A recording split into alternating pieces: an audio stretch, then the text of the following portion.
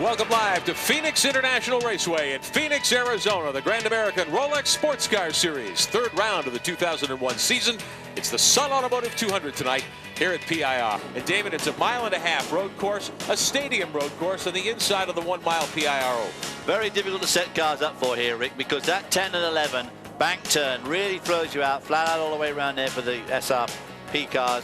But as you can see, look at turn 2, 3, 6, 7, and 9. Very, very tight corners, but you really need to get the cars set up for those to launch you down that back straight to 10. So it's difficult to set them up, and of course they're not used to rain here at Phoenix. But you heard Butch Leitzinger say a couple of moments ago, he thought the storm was pretty much past. You were looking at the eastern end of Phoenix International Raceway behind the turn 4 of the oval track.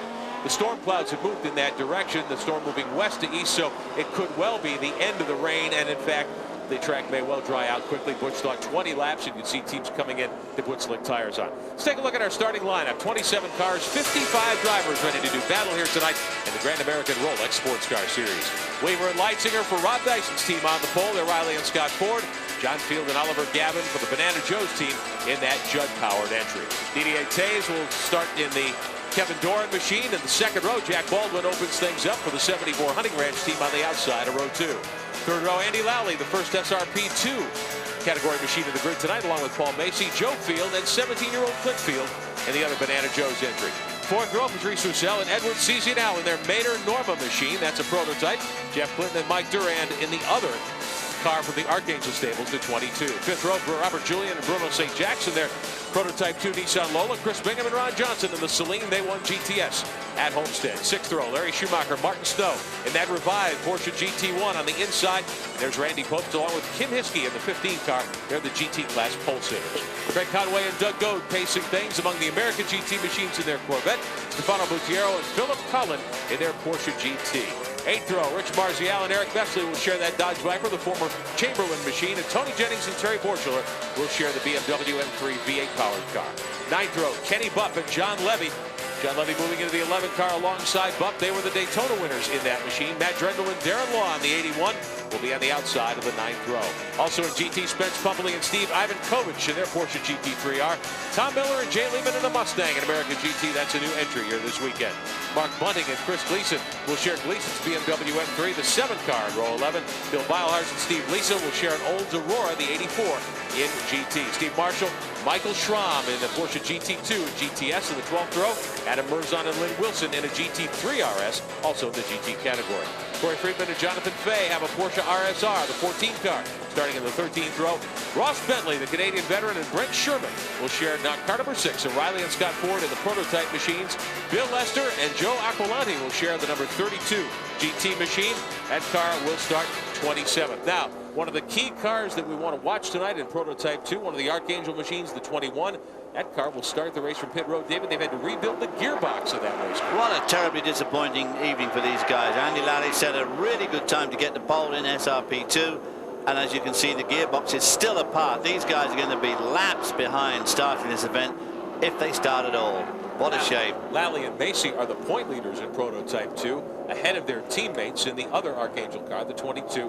Only 3 prototype 2 entries here tonight. Andy Lally is strapped in, helmet on. He's ready to go as soon as they get the word. He's got a long wait.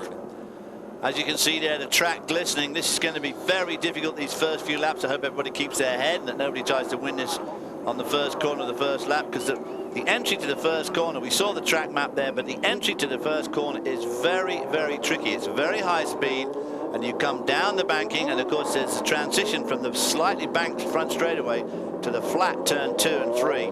So you've got a nasty transition of track angle there. It's very slippery, and it's really narrow.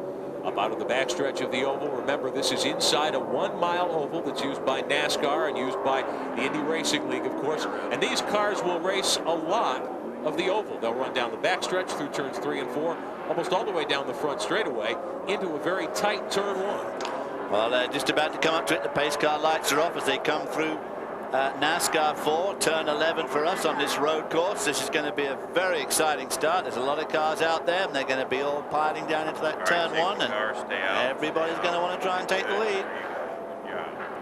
You're eavesdropping on race director Mark Raffoff as he coaches the pace car down pit road. Turns things over to the flag. Green flag.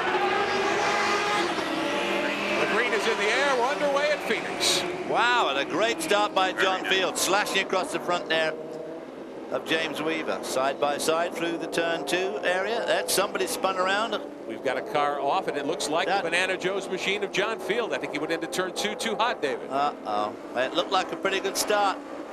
Now, has he stalled it, or can he just get back into traffic?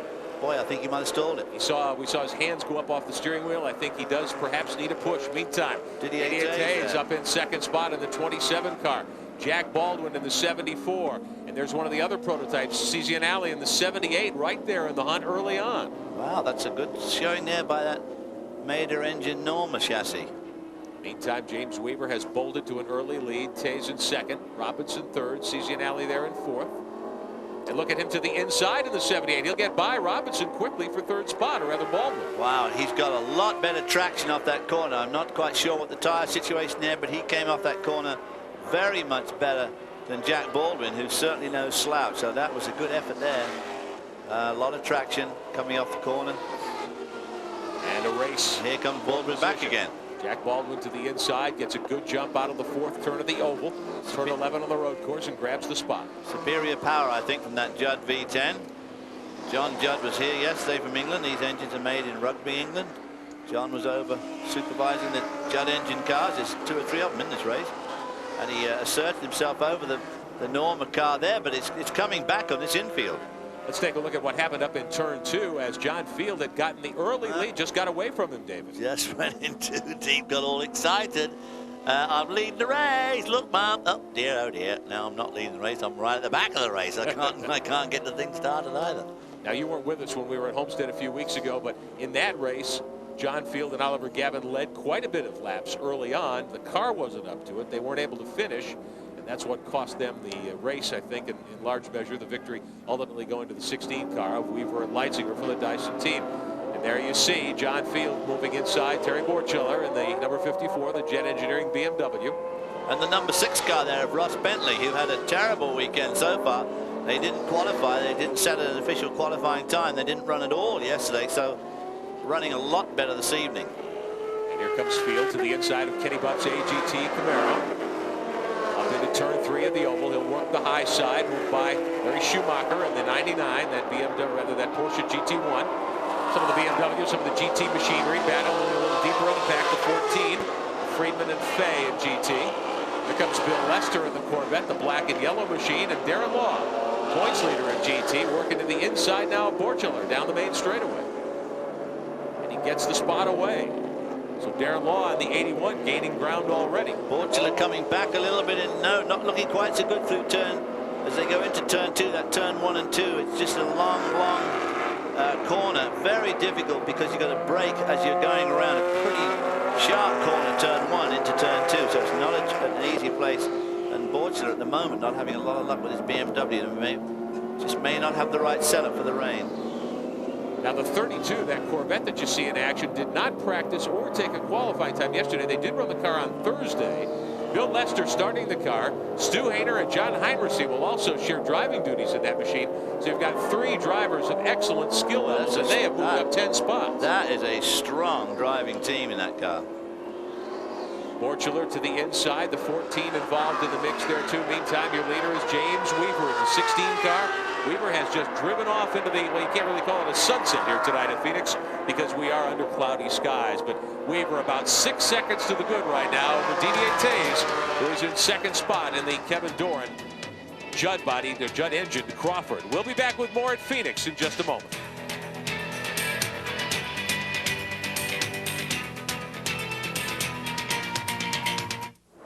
Automotive 200 for the Grand American Rolex Sports Car Series.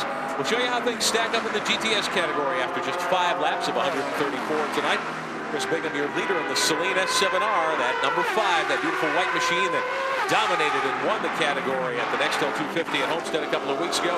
Here is the car. There was a concern about the headlights on the machine, but both seem to be working fine right now. So Chris Bingham moving that car up nicely through the running order here, and they are leading in GTS right now. David, at this kind of a racetrack, as the dark sets in here, you've got to have headlights that are functioning well. Well, you've obviously got to have headlights that are functioning well, but what are obviously functioning well are those hand-grooved Yokohama tires on that number 5 car. There's the 16 car putting a lap on it. James Weaver on Goodyear's, on the Dyson Ryan Scott Ford-powered car. So a lot of tires in this race, different tires. We've got Goodyear, we've got Yokohama, we've got Avon on the car, unfortunately, of Andy Laddie, that's in the pits at the moment.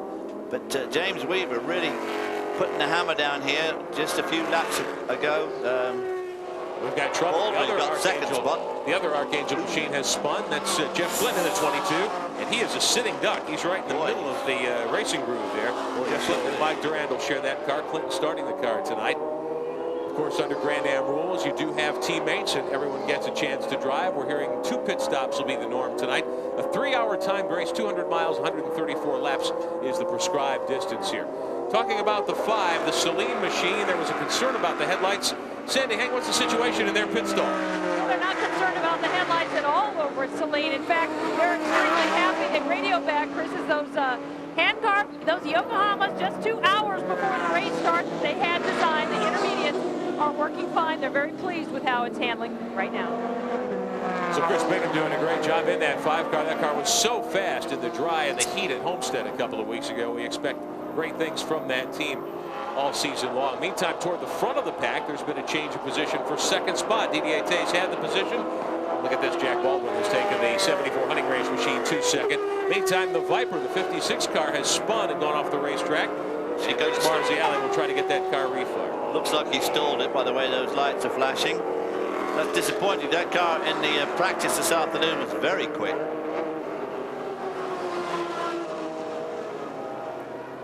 Take a look here one more time and see what happens. There are 3 machines together. Looks like some contact. Turn the 56 around. Contact with Didier Tays wipes out one of the braking markers. Yeah. So Tays, who was second, has dropped back a spot. He rides third right now. And Kevin Doran's Lista machine, that is the Crawford chassis with the jug motor. Take a look at the race car. Doesn't appear to be damaged. Okay. Contact. Obviously these cars much more fragile than the heavier, more substantially built GTS cars, but it looks okay. Don't see any damage. Obviously the wing is the most vulnerable thing there when you get tagged by one of those bigger cars, but it looks okay. But the Crawford chassis started off pretty good down. I thought in the rain they've got quite good downforce. I thought in the rain he might do well, but got passed by another this car's got Judd power, got passed by the other Judd powered car of Jack Baldwin. So that is a V10 motor, of course, behind Didier Tays, the great veteran endurance racer, open wheel racer as well. He's on the hammer now up through turns 3 and 4 of the oval here, which is turn 9, 10, and 11. 10 and 11 of the 11-turn road course here at Phoenix. Now, normally, we'll be showing you in-car looks from a variety of these machines tonight, but because of the inclement weather, our aerial platform unable to fly, at least at this point. Flying low, though, is the 16 car from the Rob Dyson stable. James Weaver and Butch Leitzinger sharing that machine. Weaver at the throttle right now. James has built himself a 3.3 second lead. Back with plenty more at Phoenix in just a moment.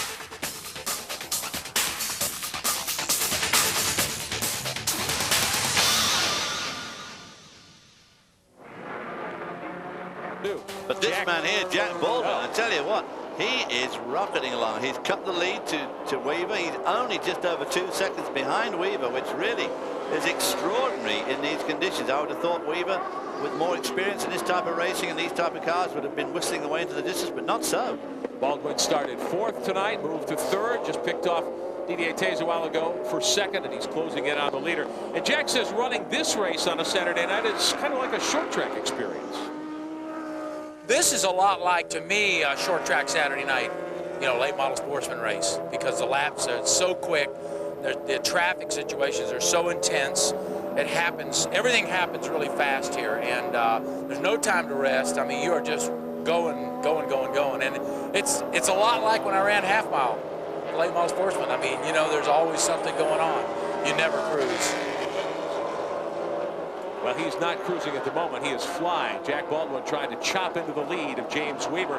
Meantime, we've got one car that has looped. That's the 07 machine has gone around. One of the GT category entries here tonight. That's the G&W Motorsports car of Steve Marshall.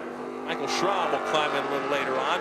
And then the Jet Engineering BMW, Tony Jennings, the team owner, starting in that car tonight. Jennings looped the 54 car. He's got it pointed in the right direction. His team captain, you might say, Terry Borchler, from Phoenix, will climb into that car a little later on tonight. So Jennings back underway in the 54. he's not up to speed yet. They're running 22nd overall, and they're about 6th in GT, so that is not a characteristic performance from that team based on what we saw at Homestead. They have added 70 pounds of weight to that car after the victory at Homestead, plus they've taken almost 3 millimeters of air inlet away with smaller restrictors. Guy Hobbs, that is a real handicap for that team to fight through tonight. Well, the other big thing there, Rick, is what happened is Jim Bell made an executive decision, and they sent the 54 out on slicks, the only car out there, we believe, on slicks. And that's why you're seeing him struggle at the beginning here, waiting for the track to dry out. And as it does, he should pick up quite a bit, so watch out for the 54 BMW. And just a quick update on the Didier Taze incident with the Viper. Spoke to Kevin Durand, and he said Didier didn't say anything about any contact, so they're quite happy with that. And there was no visible damage on that car. Sure looked as though the 56 took a little shot from the 27 car when he went around. Meantime, how about John Field in the 37? Started on the outside pole, grabbed the lead going down into turn 1, spun at the second corner right after the drop of the green. David, he's brought that car back. He is 4th overall, 11 seconds behind the leader. He is having an absolutely magnificent race. It was such a shame that he just went into that turn 2 a little bit enthusiastic the first time around and looped it, but I mean, what a drive he's put in since. I mean, he is absolutely rumbling through the field and turning laps that are just right up there with Weaver and Baldwin. This is the only Lola in the field tonight with the Judd motor. And when Oliver Gavin gets into that car could well be a contender because Gavin is very quick. He's quick, but John Fields is no slouch at the moment. But Oliver Gavin is probably just a little bit quicker there. He's coming up on the 22 car, the Archangel car, which we just saw looping out there. Their other car is still in the pits having the gearbox worked on. So they're right out. We're now running on lap 15 coming up. The Archangel team was hoping to set a record here tonight in Grand American Rolex Sports Car Series competition. They were hoping to be the first prototype team to score a 1-2 finish in either prototype or prototype 2. With the problems for their car that hasn't even fired and started the race yet, it's still on pit road, that will undoubtedly not happen here tonight. Meantime, let's take a look at the GT category. 6th overall. What a great run for Randy Pobst. Kim Hiskey will take over this car a little bit later on tonight, but the veteran Randy Pobst up to 6th already. They were the quick qualifiers in GT in that machine. Boy, that Randy Post, you know, there's a guy that nearly could have made it. I drove with Randy Post in number 57 there, looping it on that infield turn. We have a spin there. That's Stefano Buttiero from Monaco in the Cycle Motorsport Porsche. One of the GT entries tonight. Got away from him. Very tough section of the racetrack here. We saw some of the support races earlier in the day. A lot of drivers seem to have trouble with that left-right-left sequence on the backside. Well, it is very difficult, and of course it's particularly difficult. Now it's all wet and slippery, but I was just talking about Randy. He's one of those guys that never had the right opportunity at the right time, but he is very, very quick. He and I drove together in street cars back in the late 70s, and he was very, very quick driver. Take one more look at the Cycle Porsche going around. Buttiero losing it, going around to the left.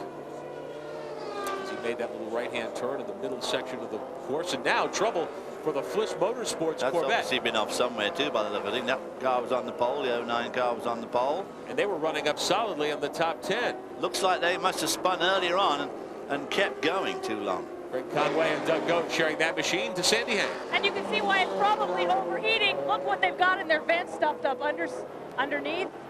They've got the top up, putting it back down, top twist. Look at the it's coming off. Looks like this is going to be a little bit longer than they thought.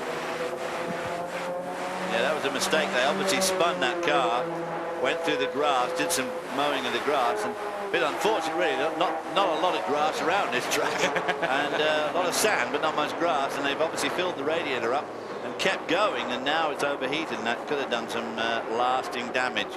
Well, Conway refires the 09. They send him back out. That will cost him valuable time. This is the car that may well battle with the 09 for the victory. Kenny Bupp in the 11. John Chevy Levy joining Bupp in the seat tonight. Levy normally with his own team in American GT, but that car unable to appear this weekend, so Levy climbs in alongside the team owner Kenny Bupp in the Hamilton Safe Chevrolet. Bupp at the moment leading in American GT. They're 18th overall. The 09 car that you just saw on pit road, one spot back in 19th. And second in American GT, and that's a shame because Conway had that car 6th earlier in the running order overall. And John Fields has now gone around the Didier Taze car, so John Fields is up to 3rd spot after that first lap spin. The hood now blown off the 09 car. It left the pits with the hood on, I believe, but it doesn't have a hood now. The bonnet is missing. The bonnet is missing, exactly.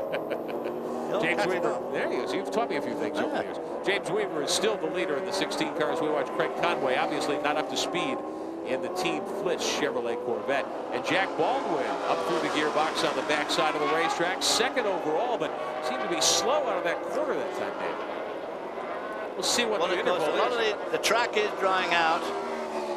As Butch Leitzinger told us at the beginning, he said 20 laps. He thought people would be coming for slicks. It really is drying out, and the sky is very clear over there to our east, but behind us it's still looking very heavy, and it could well rain again later on in this race.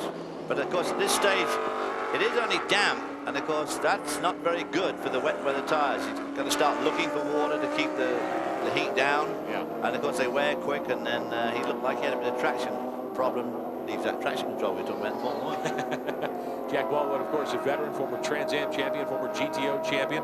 3 seconds the gap between the leader Weaver and the second place car piloted at the moment by Baldwin. This car, this team won this race 1 year ago. Irv Hare partnered Baldwin a year ago when team owner George Robinson was ill with malaria that he contracted on a hunting trip.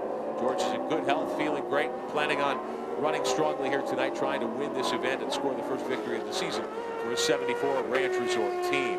Watching Baldwin into turn 3. There's your leader, Weaver. Oh, he's only just behind him, you know. He's just right with him. Jack Baldwin doing a nice job as they work onto the front straightaway here at PIR. Lapping one of the slower machines to the inside. Weaver starting to feel the pressure a little. I think he's picking up the pace here, but he too has to be searching out some wet spots on the racetrack because of the rain tires that they're working on right now. As we get a note that the 09 Craig Conway has gone behind the wall because of the overheating. Take a look at the running order. Weaver out in front, then it's Baldwin, John Field, and Didier Tays, 4 prototypes up front in the Sun Automotive 200. We're almost 20 laps in of 200 miles tonight here at Phoenix. We'll be back.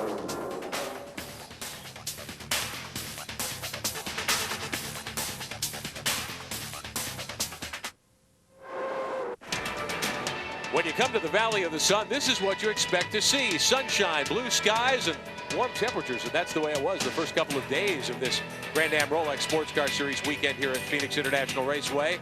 Tonight, though, it's a whole different ball game. Everybody practiced in dry conditions and fairly warm temperatures. Tonight, it's about 55 degrees, maybe less than that. And we've had rain. And look at this. James Weaver has brought the Rob Dyson 16 car on a pit road. Not the first car to come on pit road and put on dry weather tires, put on slicks. To Guy Hobbs. Yeah, we're down in the Dyson pit. They got to the slicks. They were first, but guess who came in with them? Jack Weaver is out and underway. Jack Baldwin. Jack Baldwin making some gestures. Seems pretty unhappy with that. Stop. And they're now having problems. We'll just work our way down there. They got problems with the right rear.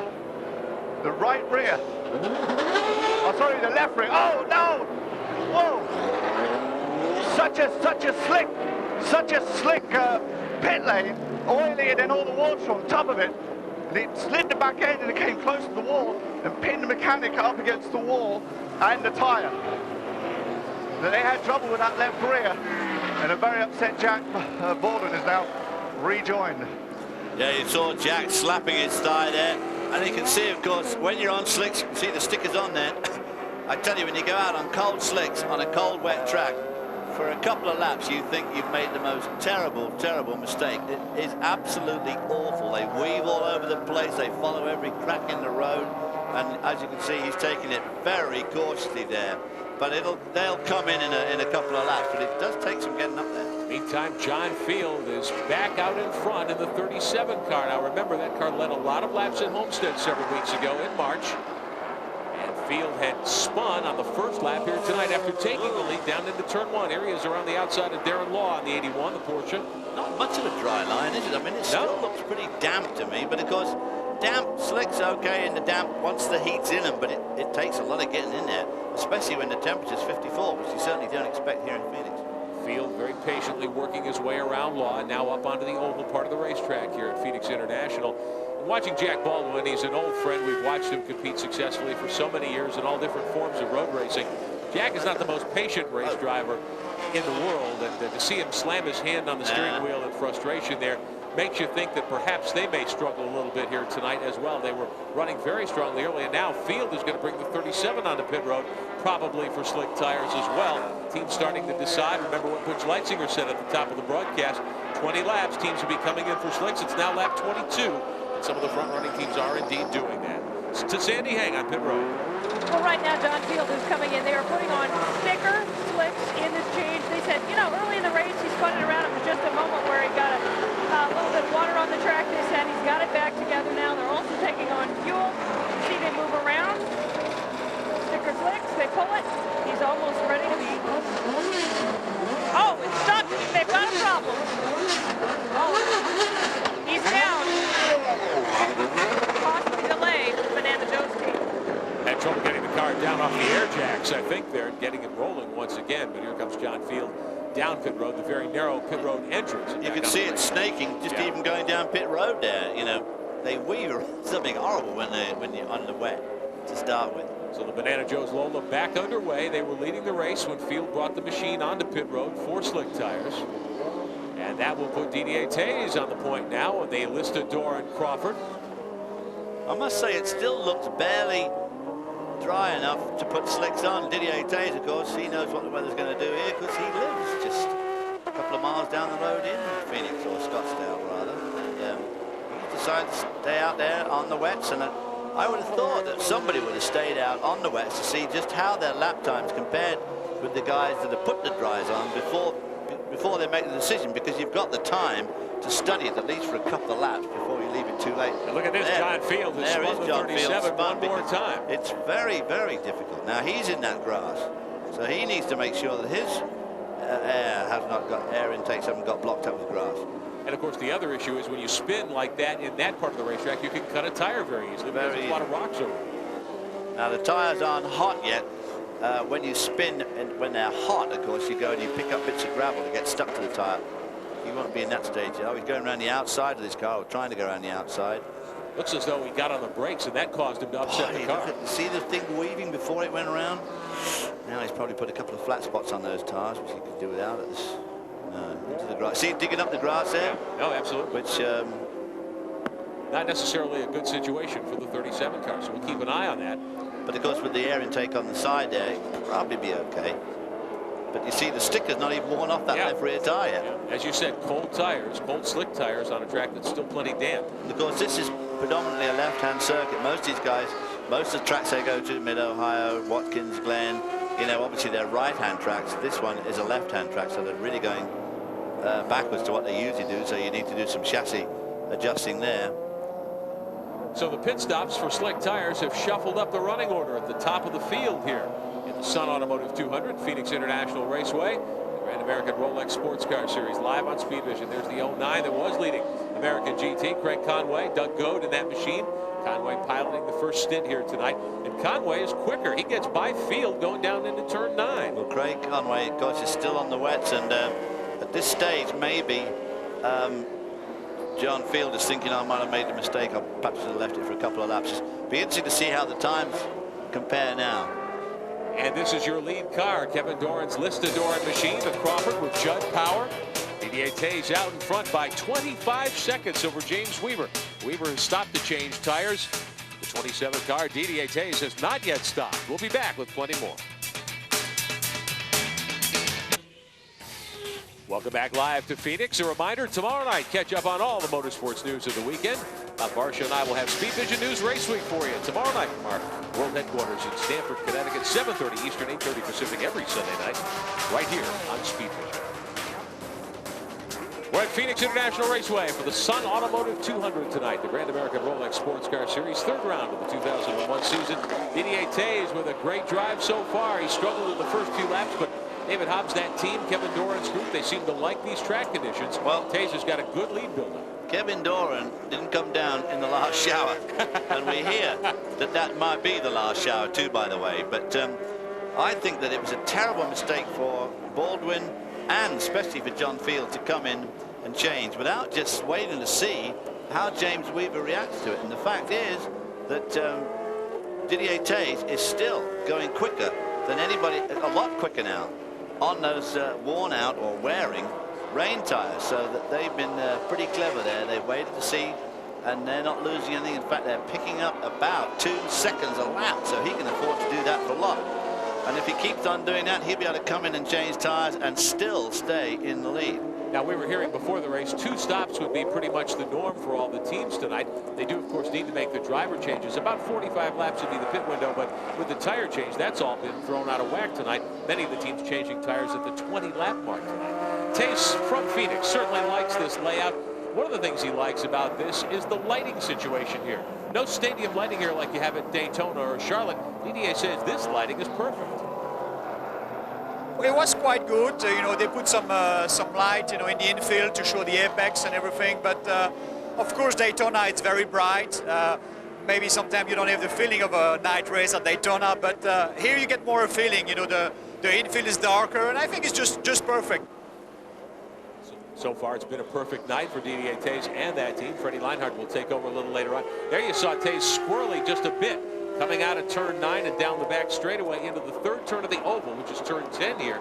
So maybe tires are starting to be an issue, but we watched Taze pick up the pace and blast around the outside of the Banana Joe's Lola. Guy Hobbs on pit road for us. What is Kevin Doran saying about the strategy they're using on tires?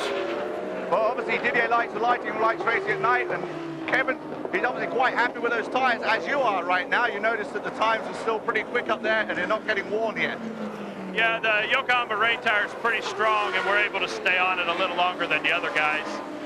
We're watching the times. We're still pulling away right now, but they're starting to close together. So in a few laps, we'll have to go to slicks. But you're going to have scrubbed-in tires, though, as opposed to those guys that went out on sticker tires. Well, yeah, we saw the forecast this morning. We thought we'd scrub all our slicks for tonight. It makes for a much quicker outlap when you have these slippery conditions. Some other changes you've made to the car since testing, especially with the downforce and the drag. Well, that's an ongoing project between Crawford's and myself. We've got a lot of work to do, and the car's moving forward, but not as quick as we'd like. But it's showing quite good right now, so I guess we shouldn't complain. Are you going to try and drag this on as long as you can to try and keep it still a 2 pit stop race, because they're kind of out of sync now too? Well, with a Judd engine, you might do 1 stop. Ooh, Kevin Durand, thank you very much. Kevin Durand down in the pit area. I think Kevin Doran may just have shown his hand of cards early in the going here tonight. DDA Taze doing a great job, leading by almost a full lap right now over James Weaver's machine, the 16 car. So Taze may have had the conditions fall right into his hands the way he wanted them. One of the prototypes, the 6 car, Ross Bentley starting that machine. That's a new team, new race car, making their first appearance here this weekend. They have gone behind the wall with problems. Bentley talking to one of the track workers. I tell you, Kevin Doran has always been a very good team manager, a good strategist. But I must say that I'm absolutely shocked at the way the other teams like the Baldwin, Robinson team, and also came in to change without waiting to see just what happened when James Weaver did change. It just seemed pointless to me. Now, before the end of the night, we could be watching the battle for supremacy in the GT category. This is not a battle for position now. Randy Popst is so quick in this Porsche.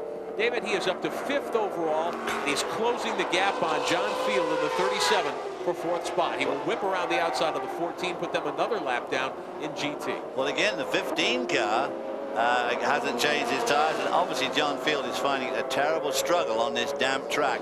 And that's another thing that Kevin Doran's ahead of the field. He's made sure those tires are scrubbed, because like I said, those sticker tires, when you go to the slicks anyway on wet, it's incredibly difficult. If you go out on brand new ones, it's almost impossible. Now Darren Law in the 81 right behind Popst, running 14th overall, 3rd in GT at the moment. I'm going to talk to you just a little bit about John Field's situation. You mentioned how they were having trouble after the tire change, and Taze was not, as we watch Popst in the 15 car. Field may not be a good wet weather driver either. That's certainly a possibility. Well, it is a possibility. He doesn't have a lot of practice in the rain, but on the other hand, by putting him on those tires, I mean, he just made a bad situation 100 times worse.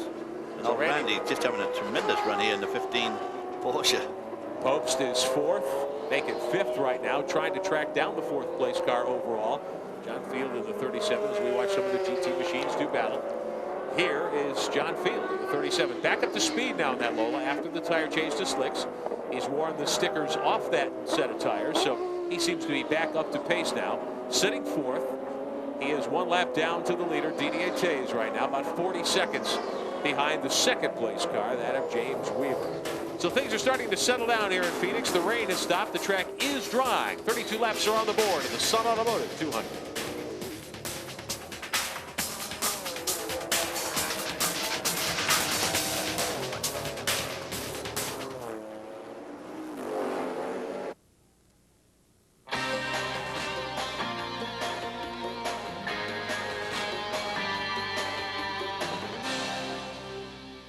Welcome back to Phoenix. The Sun Automotive 200 race leader Didier Tays has brought the 27 car onto pit road. Guy Hobbs is there. Didier Tays climbs out of the car. Freddie Leinhardt will climb in. The scrub tires will go on. And obviously fuel will go in. And this actually works out quite well on the time. But as you heard Kevin say earlier, maybe a Judd can do this on one stop. The one thing I did notice, though, is that Freddie walked through a couple of puddles on the way to the car. And they didn't wipe the bottom of his feet, which they normally do. So it could be slick down on the pedals for him. Getting the... all the restraints, and the engine's refired, lights back on. Down from, oh, there's a problem. And I'm not sure what the problem, oh, it's at the, they're adding a wing at the back, they're adding an extra gurney flap at the back. And they made that decision right at the last moment. And Freddie Leinhardt is back out and underway. I'm not sure about that executive decision. Freddie Leinhardt, he's a good guy and he's not a bad driver. Wow, look at that. It's got slick tires on the back. It's got sticker tires on there. Freddie's going to find this very difficult. Damp conditions and we've got about 100 laps to go, David. I would have to think, even though Kevin Doran said they might try to do this on one stop, you'd have to think Didier Tays would finish this race. Yes. Well. But in the meantime, Leinhardt is in that machine. They have given up the lead to James Weaver with that lengthy pit stop. And let's go back to Guy Hobbs. Oh, I'm sorry, with Didier Tays just climbed out the car.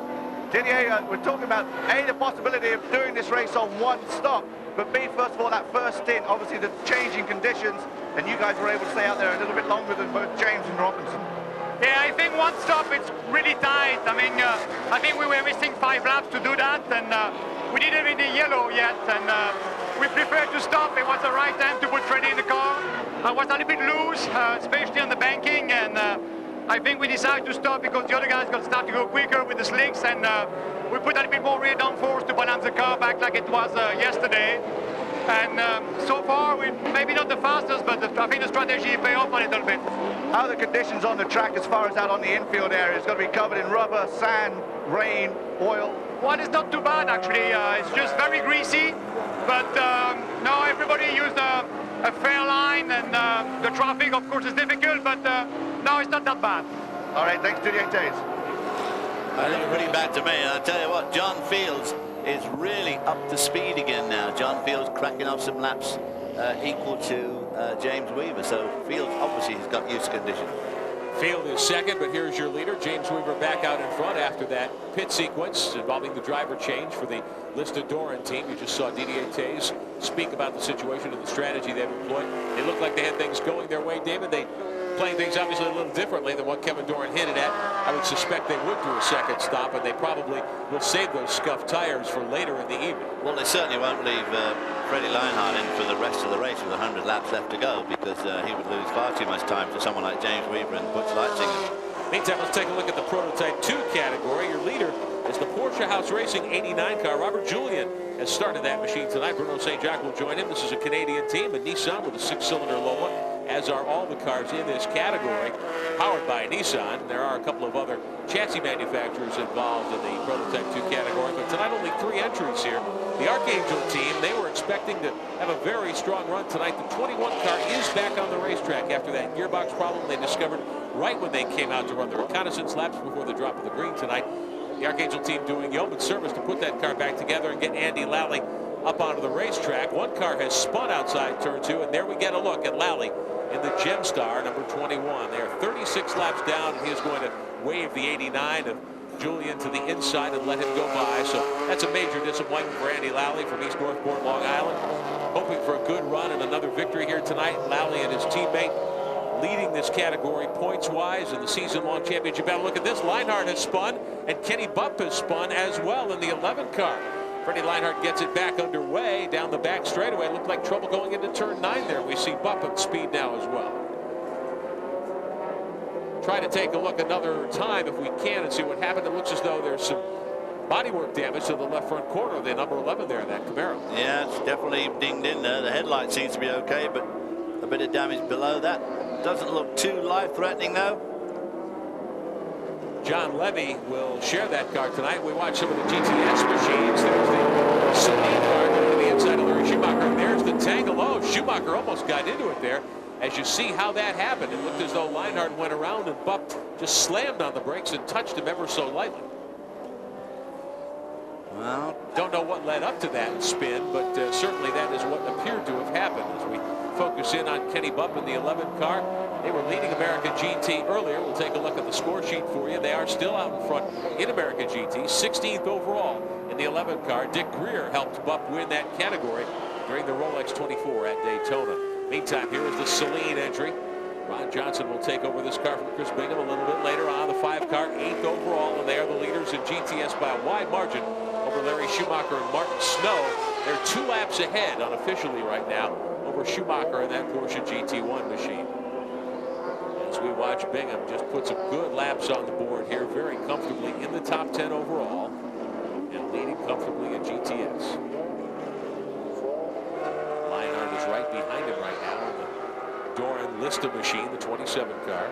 Now, I don't think we've seen the 5 car stop yet, have we, in the pit? I don't believe they have come in yet for See, slip because they've got those hand-grooved Yokohamas, which is probably an intermediate type of rubber anyway, and could obviously stand this drying track out much better. As we watch Bingham doing a great job in a very, very quick race car. Here's Larry Schumacher, that brand new Porsche GT1. And that car is one of the original GT1s that came to this country 4 years ago and was raced very successfully in a variety of series. Schumacher just acquired the car from a collector a short time ago. They've totally rebuilt it, and for all intents and purposes is a new race car, although the design is not new, certainly. Meantime, on pit road, Randy Popes brings the GT leading car, the number 15, the Porsche, onto pit road. Looks like they've made a tire change, and he is down and away, and we'll try to find out if Kim Hiskey has gotten in that car yet. It looks like Popes' helmet, so I believe Randy is still driving that machine, the Fordall car. 7th overall when he came onto pit road. He was up to 6th earlier, challenging for 5th and even 4th. We'll try to find out and see what exactly the reason for the stop was, whether they simply wanted to put dry weather tires on or if there was something else at issue there. As we watch Randy Popes work the infield road course here at Phoenix International Raceway. 41 laps are complete of 133. We're told it was a routine stop for the 15 car. Probably a little fuel, perhaps some fresh rubber as well. Show you what's going on in GT. It is still Popes out there with Stefan Buttiero in 2nd spot.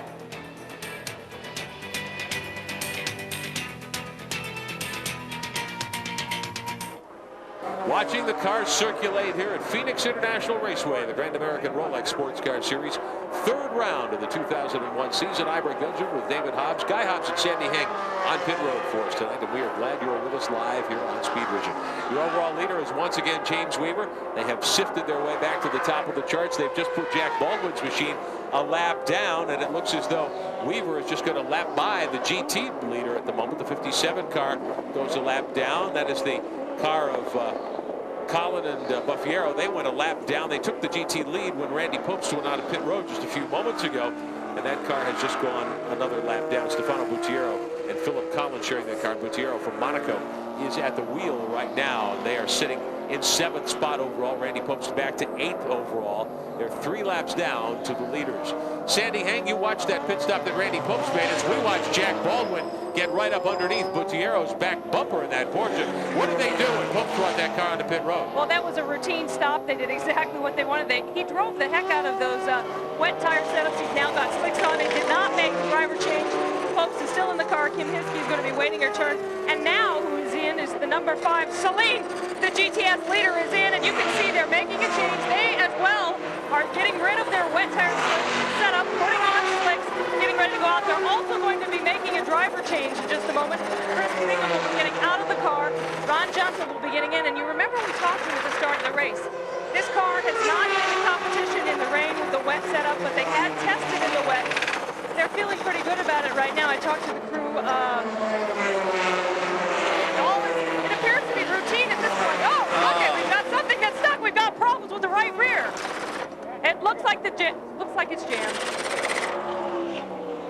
Can't get the lug nut off. That's a one nut operation there, obviously, to change that tire, David, and the air wrench just won't do the job. Oh dear, boy, oh boy, oh boy. I tell you what, these races are just, they couldn't get the wrench off the nut. That's why it's hitting with that hammer. Boy, oh boy, that can do some serious damage to some soft metal there at times. No, it is Second budging. air wrench won't do it either. Not budging. I don't like the way he keeps changing the direction on that wrench. They did it the wrong way the first time. I think they just rammed it up so tight on it when it's hot. Now they'll never get it off. That could be. They may have to send him back out. Now in GTS, they had a couple of lap advantage. They're 12th overall in the 5 car. And according to the scoreboard right now, they are on the same lap as Larry Schumacher. So Schumacher has taken advantage of the Porsche GT1 to get back on the same lap.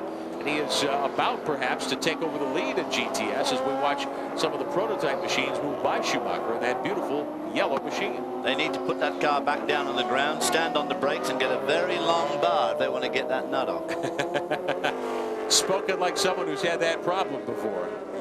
Exactly. As we watch Schumacher patiently work his way around. Now he's going to give up some ground to the GT leader there. The 57 car, Buttiero, going by in turn 9 on the inside. I don't think Schumacher's very happy with the way this car is operating at this moment either. They're not particularly quick here. They're not. They're running very slowly at the moment, or if they've got a problem. I'm not sure that car's been on pit road for slick tires yet either. It may be that Schumacher needs to pit that machine for tires shortly. But he is going to take over the lead in GTS now as they come over start finish, since the 5 is still stuck on pit road trying to get the left rear tire, right rear tire off that car. Wow, I mean, that is so frustrating for a driver. Just incredibly frustrating. Take another look at it there. That air wrench just will not budge the socket that turns the lock nut. Now they've changed mechanics there. If they're not careful, they're going to end up with the socket stuck on them. The way they keep changing the direction on that wrench worries me, because I just got a horrible feeling that every night they keep tightening the thing up. And they have to beat on it to get the wrench and the socket off the wheel. And I'm really surprised they haven't sent Johnson back out there for a couple of laps while they figure out what's wrong. Sandy Heng is down in that pit area ready to talk to Ron Johnson. Sandy? Well, it looked like you were going to be getting in the car and then you aborted the driver change. It's got to be frustrating. It's got to be frustrating for you. Yeah, it's just there's some teething problems with getting through the pit stop. I guess we looked like we had the fuel system wouldn't put gas in, and one of the tire nuts wouldn't come off. I mean, it's just to be up by 2 laps like that and then to have something like this happen. I don't know if they got fuel in or not. I guess we'll find out. You were suited up. You had your helmet on. It looked like you were ready to go, and now you just have to sit and wait. Yeah. Well, I was ready to go just in case Chris wanted to get out. He's going to be doing a double stint anyway. I was just ready in case he decided that he needed to take a break. And it looks like he'll be coming back in again. Trying to figure out how to get that tire changed. They're on 3 slicks, we imagine, plus the 1 rain tire. And that is really difficult. The Saleen has had a short run so far. It's a fairly new car, just its 2nd season of competition, but they've had a lot of success early on. This was the early testing of the Saleen in England last fall. The car went racing for the first time in the American Le Mans Series at Laguna Seca last October with Tommy Kendall at the wheel. Had some teething problems there, although they were quick. Paul Gentilosi's team brought the factory car to the 24 hours, the Rolex 24. That bid ended early, but there was success at Homestead indeed for Bingham and Johnson in the 5 car. They won GTS by a couple of laps and were very, very quick. The Saleens also appeared at Sebring at the 12 hours. They were able to beat the Corvettes that won overall at the Rolex 24 and take home the GT1, even though they lost some of the rear bodywork. One of the clips vibrated loose and had that piece of bodywork fly off. They replaced it, made the successful tire change, and went to victory lane in the GT category at Sebring with that very same car. And here they are at Phoenix tonight with some teething problems, trying to get a rain tire off and go to slicks all the way around. Chris Bingham has done a nice job behind the wheel, had a comfortable lead in GTS with that race car. And now they're trying to soldier on and figure out how to solve the problem. Meantime, how about Randy Popes in the 15, David? He has moved up. Overall, he is on fire. He's 8th overall. He's trying to chase down Stefano Buttiero in the 57 car. Popes was the early leader in GT. He's trying to get back to the #1 spot. Well, he's certainly going fast enough to be able to achieve that target. But just to go back to the Saleen for a minute, Obviously, it's going to be very difficult with 3 slicks and a damp and a wet tire on the right rear corner there, because that's the corner that takes the loading. As I said, this is a left-hand circuit. Most road racing circuits are right-hand. And then, of course, as Sandy said, she's not even sure they got any fuel in either, because they got a problem with their fuel as well. Well, Randy Pope's, of course, a veteran campaigner with a lot of wins under his belt, many championships. We talked to him earlier this weekend about the comparison between Daytona, for example, and a tight road course like this one at Phoenix. The speed is interesting in that we have very slow hairpins in the infield and then a very fast banked corner in NASCAR turns 3 and 4. At Daytona, we're not at the cornering limit in the banking. It's really basically just an interesting straightaway. Here, we're at the cornering limit. We're well into 5th gear. So I believe we're cornering, I would estimate, at 130 to 140 miles an hour. And it's quite a challenge. I mean, I get a new appreciation for the circle track guys. But we go through the corners far faster than they do, because our Porsche is much lighter, our Yokohamas are bigger tires, they're wider by the rules, we're allowed that, and we have aerodynamic downforce, which stock cars do not. Sounded like Randy Pope thinks that Phoenix is a more challenging track to race on than Daytona for his team anyway. Well, of course, you've only got a much lower degree of banking here, 11 degrees through 1 and 2, and 9 degrees there through NASCAR 3 and 4, which is not much, but it's enough to be able to generate some huge grip. And of course, it throws all the grip onto those outside right tires. There's Jack Baldwin trying to get around him now. And there you see how a slower GT car can maintain an advantage over a prototype, at least through the infield part of the track here. Well, now here's the gap in GT. The 57 leading. Pope's is about 3 seconds behind him. Just really catching up. And of course, one of the reasons why Jack Baldwin can't get around him, because as you go offline, you go back onto where the track is wetter, and of course, as the race unfolds, you start to get a lot of rolled up rubber out there. Now, we were told earlier that the rain was done and gone for the night. Now we're getting reports it's starting to sprinkle again. We're not quite halfway at Phoenix.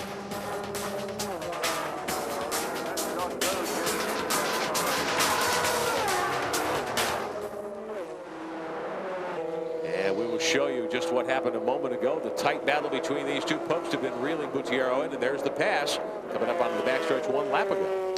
He came out of turn 9 with much more speed on a tighter line too, in spite of having more speed. And look at this side by side. This is the turn that Randy was saying that they were going through very quicker than the NASCAR cars, because they got bigger tires and less weight. And I mean, that is pretty good, side by side through there, and it's still damp and slippery out there. And we were getting a report a moment ago that there was some sprinkling going on, that we might be seeing rain returning. There you see Chris Bingham still at the wheel of the Saleen, leading in GTS for much of the night. They gave up the lead to Larry Schumacher. Bingham with that 1 wet weather tire and 3 slick tires, because they couldn't get the right rear tire changed on a couple of tries a few moments ago. And it looked like we could see some rain in the headlights there a moment ago, David, as we watch James Weaver move by Craig Conway in the 09 car. Weaver, the overall leader and leading in SRP right now in Rob Dyson's 4. And of course, this goes back to what Jack Baldwin said about this being like a short track race. I mean, these guys are in traffic all of the time. Very, very differing speeds between all these cars too. Take a look at the battle for the season championship in the prototype category. James Weaver and Butch Leitzinger, who share this car, running 1 and 2. John Field, Jack Baldwin, and Joe Field next to round out the top 5 in driver points. As we watch Weaver to the outside, you can see the rain and the lights right there as we work lap 58 of 134 tonight here at Phoenix International Raceway. Weaver's on slick tires. We'll see if the tire strategy has to change. Here are your class leaders approaching halfway.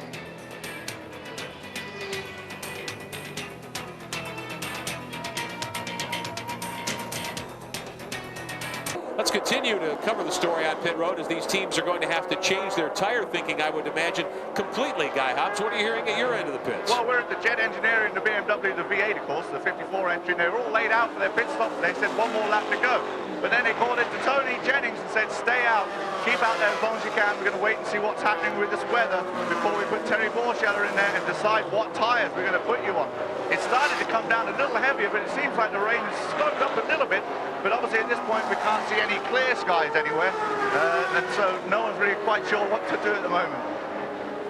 All right, thank you, Guy and Sandy. So the question is, some of these teams, I don't think David ever did change off the wet weather tires, and trying to decide whether to keep them on. I think the 57 car, for instance, is still on the wets, isn't it?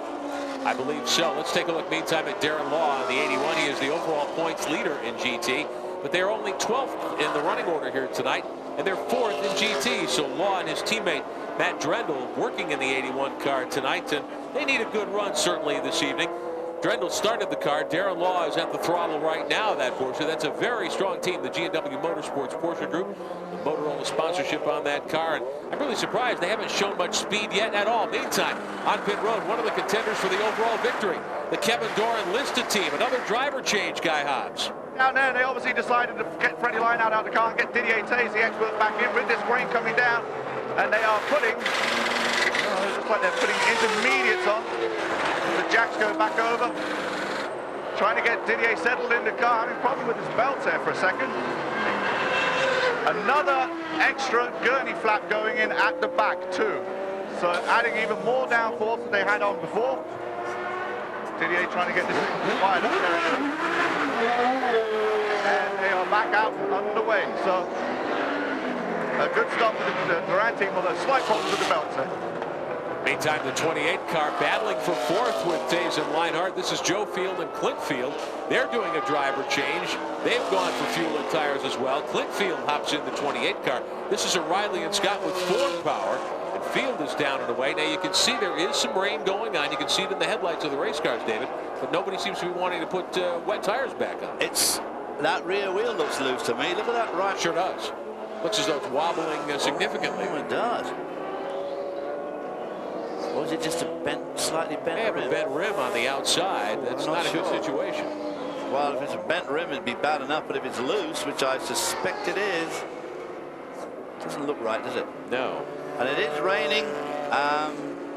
It's a very difficult choice for these guys because being dark, of course, you can't see the sky. Some have got some, aspects of the weather. They can get to the weather through ringing the airport, but it's very difficult here in the mountains. Tight traffic. Look at that 3 wide. Jack Baldwin splitting the 28 car and one of the Porsches in GT. Baldwin in the 74 making a quick move through that traffic. Now let's take a look here as we go back and check the 28 car's pit stop. They're checking the 28. Looks like they're putting some cement dust or taking cement dust off that tire. Maybe brush the wall. I would say that's had a kiss with the wall. It looks that way. He's looked at it and decided it's obviously okay, but it looks like it's bent it, doesn't it? Sure does. So Clint Field in that car, they were not up to speed. You could tell, and it looks like he may have to bring that car back in as they brush the cement dust off the right rear tire. Joel Field got out of that car a moment ago, and young Clint Field, the 17-year-old, is in now, but obviously not up to speed. Well, again, the track is slippery, and of course it's getting worse now because it's just started to rain again. Not an awful lot, but enough to make it just that little bit more slippery than it was before. So it's difficult for this guy to get into the car in the dark, and it's going to take him some time to pick up speed. Working up on the Coma Racing Olds Aurora that we saw on pit road a couple of moments ago. Steve Lisa driving that car right now. There's Clint Field to the inside, but not quick enough to be up to contention. He was up to 5th. Joel was in that car. They've dropped back to 6th. Randy Popst has gotten by them for 5th overall right now. Interesting that they put Didier Taze back in the Crawford Judd. It's obviously going to have his work cut out because there they were leading by, what, 40 seconds? Yeah. Now they're at 61 laps. And Weaver is at 66. I mean, that is a huge drop in just a very short period of time. 5 laps down as Taze with Leinhardt after Leinhardt's stint behind the wheel. So James Weaver is in command back once again here at Phoenix. Plenty more coverage to come tonight on Speed Vision.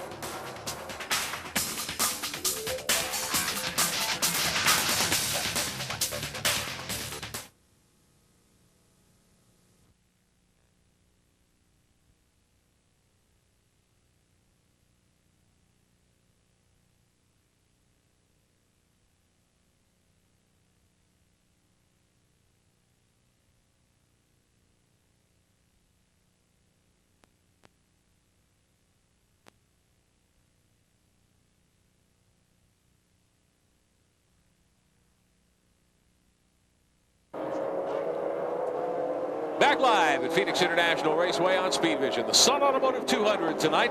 Coverage of the Grand American Rolex Sports Car Series. There's your leader, James Weaver. Butch Leitzinger will take over a little bit later on tonight. They are the pole sitters, and they have dominated much of the action here. Our Bosch race reset looks like this.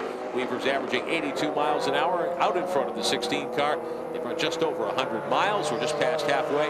Only one car behind the wall permanently in the 27 that took the green. And David Hobbs, considering all the spins we've seen and the changing weather, wet weather, then dry, and now starting to get wet once again here, I think that's quite a record tonight. One car out is absolutely extraordinary. I mean, that really is. And of course, I think 80-odd mile an hour is pretty extraordinary in those conditions. And of course, one car out of a field that is significantly bigger than the field that came here last year, which is obviously showing the series is showing some healthy signs there. Signs of growth, a lot more entries. Meantime, with prototype 2, driver change. Jeff Clinton hopping out of the 22 car. You can see that fence on the fence on the front wing there, that aluminum, sorry. Now they're putting... Remember which side of the pond you're on now. Yeah, but they're obviously suffering from understeer on this vehicle, so they've jammed those side fences on to try and keep more air on top of the bodywork to give it some downforce. It's got the ducts on the top there to create a negative area under the fender. Now they put wet tires back on this car. Mike Duran from Boston, Massachusetts, climbing into the Archangel Motorsports machine, the 22 car. Sandy Hang, they're doing a lot of changes on that race car. Well, they are, mainly up and down pit road. The consensus has been to go with a wet setup, at least from what we've seen so far for this latest round of pit. Here, just got out of the car. What was it like? This is changing right now. We'll let the Budweiser car clear out. We're out on rains and it's starting to dry up a little bit. It's tough to get a clean line. You know, we're in between on tires right now, but we're doing good. We're keeping the pace and we'll be there. Were you suffering from a bit of an understeer here? I'm sorry? Were you suffering from a bit of a steering problem, an understeer? Well, there's a classic push and an oversteer in other places. So you get a little bit of both. We're getting a little bit of oversteer coming out at 2. It's going a little wide on it. And then a little bit of a push, maybe down in 6, and especially in 9, tough braking areas. But the Archangel team did a great job, and we'll be there. Okay. Jeff Clinton just climbing out of the 22. There's their team car, the 21, Andy Lally. Around the outside, Lally now getting dialed into that car. They did not start on time. They missed 36 laps with a gearbox problem in the 21 car at the top of the race. Your prototype 2 category leader, the 89, the Porsche House Racing Machine. They are out in front by a margin of less than a lap now. Robert Julian started that car. Bruno St. Jacques will drive as well tonight as we take a look at the prototype 2 points battle. Andy Lally and Paul Macy, who share the other Archangel machine, the 21, that had all the problems tonight. They're out in front.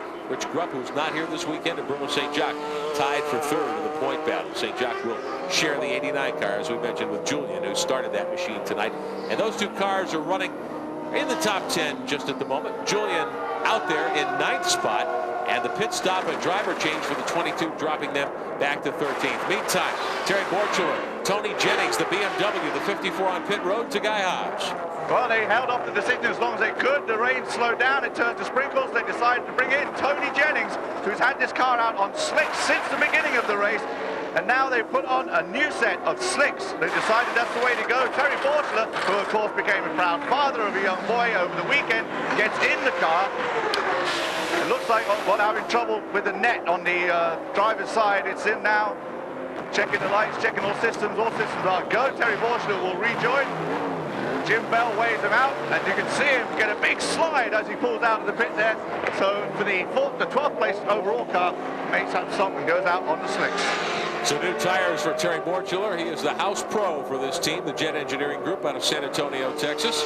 And we'll see what Borchler can do in GT right now. Remember, they dominated and won the category at Homestead, and they were penalized for it, which is the Grand American way of doing things to equalize competition. Here's how they stand right now in GT. It's Randy Popes down in front, Stefano Buttiero, Darren Law on the 81, and Borchler 4th overall in this category. And you've got Spence Pumpley, John Heinrichsey in the 32 right now, Merzon and Bunting rounding out the top 8 in the GT category with 73 laps on the board. Chris Friedman is 9th overall. Some wet weather starting to come back here to Phoenix International. Welcome back to Phoenix, the Grand American Rolex Sports Car Series, live tonight on Speed Vision. Coverage of the Sun Automotive 200, 3rd round of the 2001 championship season. I bring Benjamin David Hobbs alongside. Guy Hobbs and Sandy Hanger on pit road for us tonight. And we've got a good battle developing in the GTS category. Overall, they're 14th, 15th, and 16th as we watch the 56 car. The 99 of Larry Schumacher, the 56, of course, the Viper, and the 00, the 5, the Celine of Chris Bingham and Ron Johnson that had all the problems with the right rear tire. As far as we know, they still have not taken the wet weather tire off the right rear corner. Now, Schumacher is second in the class right now in the 99, but the leader, amazingly, is the Viper, the former Chamberlain Viper, the 56 car. They've done a great job tonight. The Muzzy Racing Machine, Eric Messley now driving. Rich Marziali started that car. The points chase after 2 rounds. Larry Schumacher is the leader. Changing cars in the middle of the season to the Porsche GT1. Chris Bingham, who's in action here tonight. Danny and Steve Marshall. Steve is running tonight. And Ron Fellows, of course, who won overall at Daytona, not here this weekend with the Corvettes. As we watch some of the machines in action here in GTS, there's your leader, the 56, the Muzzy Racing Viper. The GTS having the potential to be a great championship, really. And it's wonderful to see that this 56 car, which again had a rather dismal practice session yesterday and the day before, didn't have much luck at all. But in the rain tonight, seemed to be doing extremely well and holding off potentially much quicker cars. The GT1 car of Schumacher and Snow should really be significantly quicker than this 56 car, but the rain has obviously leveled the playing field, and now the Viper looking real good. And a lot of people, particularly the 54 car, probably of Terry Borchula, are in for a nasty shock, because we now hear that the rain is back and that it could well stay with us for the rest of the evening. So that's going to make life very difficult for the people who are on slicks. Now we'll watch the 5, the Celine S7R. Now we know he's got one wet tire on, so. We sure do know they've had a lot of trouble. That car was very quick, was leading GTS until the pit stop and the planned tire change. They're back in action in the 5 car, 16th overall, second in GTS. This is what happened during the pit stop. They were trying to get the groove tire off the right rear. They tried 2 different air wrenches. They beat on the lug nut, could never get it off. They ended up keeping Bingham in the car and sending him out with 3 slicks and 1 rain tire. Sandy Heng, you've been in that situation down on pit road. What are they trying to do? They haven't taken that right rear tire off yet, have they? Well, you know what they say, one of these things is not like the other, and it is stuck on the right rear. They're going to try to ride it out. I talked to Ron Johnson. I said, does this present any difficulties? He said, no, since it is that tire, it'll be minimal, but it is significant in the sense that they can't get it off. They will try again when they do make a driver change. Wow. So we will see what they're able to do with that 5 car. This will be quite a test of just how quick that car. Here's Larry Schumacher. That car is, we should say. Here's Larry Schumacher bringing his number 99 Porsche GT1 in there. Now Martin Snow will be climbing in that car. Looks like they're ready to put some rain tires back on that machine, or put new rain tires on action. Well, obviously you can see from that camera shot there that the rain is quite, obviously those long lenses make the rain look slightly worse than it is. Let's take a look at the prototype 2 category leader, the Porsche House Racing number 89. They will make a tire change. Meantime, if we can go back to the Porsche GT1, Guy Hobbs, what's the situation for Schumacher's team? Yeah, Larry Schumacher stepped out the car. Martin Snow's got in the car. They did pull off what were full wet weather tires, and they have now gone with intermediate tires, and they're getting the fuel all in. And these guys obviously spending extra time cleaning the windshield and the lights on all these stops we've been seeing going on so far. Ooh, the car came down off the jacks a little bit earlier than expected. Caught a couple of guys. I'm surprised they can't get the door shut. There it is. And Martin Snow is back out in what is the second place GTS car right now, the GT1 Porsche of the Schumacher brothers. And they have dropped back to 3rd, actually, in GTS on the strength of that pit stop. Of course, stopping for a tire change and a driver change takes a minute and a half or so, generally speaking, and that is more than a lap here at Phoenix International Raceway, even in the rain. So they have dropped back to 3rd, and now it'll be up to Martin Snow to try to get that car back into contention. That is one of the trouble with these short tracks, is these driver changes make a big difference. Put your lap down easy. So the passing flag being shown. Things are jumbled here as the rain falls again at Phoenix.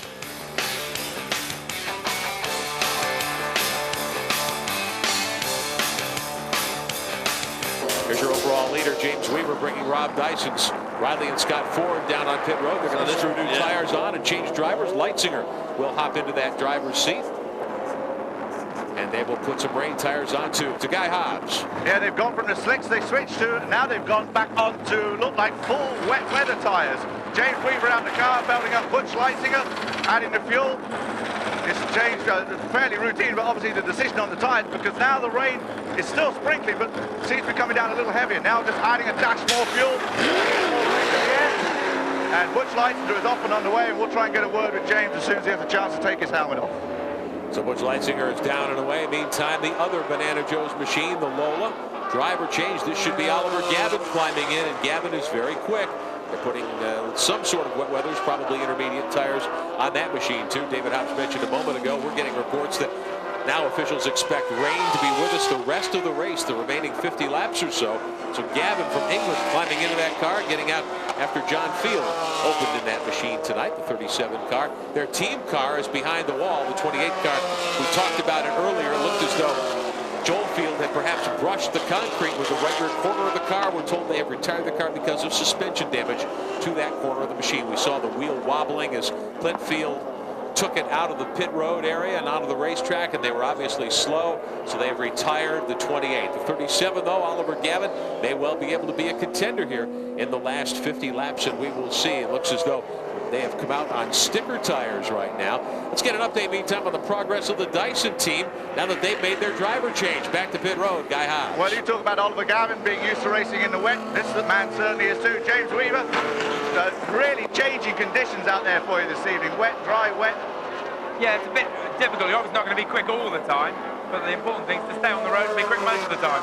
Now, when you came in for the slicks on that first stop, do you think you went too early? Yeah, I made a complete porridge of that. It's very difficult to see because you had so much stuff on your visor, and you could tell it was too dry for wets, but I should have stayed on the wets another 10 laps. I made a right mess of that. A major porridge of the situation. Absolutely. All right, Jane, well, we'll keep an eye on Butch. Meantime, down pit lane is Sandy Hain. Well, the 57 Porsche was 6th overall. They are now out of the race with the cracked radiator. Stefano Bugiero, what happened?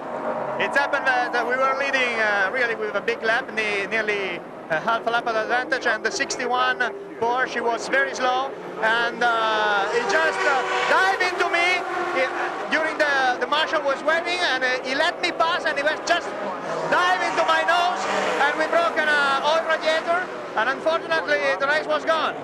So we were really leading since the beginning, and then we had a flat tire. We dropped to fourth and again back into the first, and we were leading with such a big advantage. Probably it was not our day, and a big disappointment for both of you, right, Phil?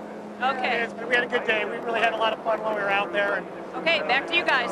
Sounds like you made a complete porridge of that as well, there. Obviously made a porridge of that. I like the way he says that I'm completely past him, and then he ran into my nose. I'm not quite sure how that works, but still there.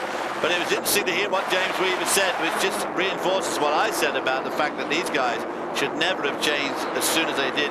Jack Baldwin, and of course the other one, the really bad one, was the 37 car, which should never have come into change early on. The team that won the race a year ago, the 74 Ranch Resort Group, they stop on pit road for fresh tires, an entire change of mode, I'm sure, to wet weather tires, and a driver change too. Should be George Robinson climbing into that machine now for his stint behind the wheel. They are third overall. Jack Baldwin opening tonight behind the wheel. They're one lap down to the leader. Now Butch Leitzinger driving the 16. Lights come on. Robinson is down and away. And George is a good race driver. Has one Trans Am victory in his career some years ago at Des Moines. And they have had a lot of success in the prototype category here in Grand Am. Darren Law, meantime, brings his Porsche the point leader in GT this season. Second in GT tonight. They will put new rubber on that machine as well. 86 laps are on the board here at Phoenix.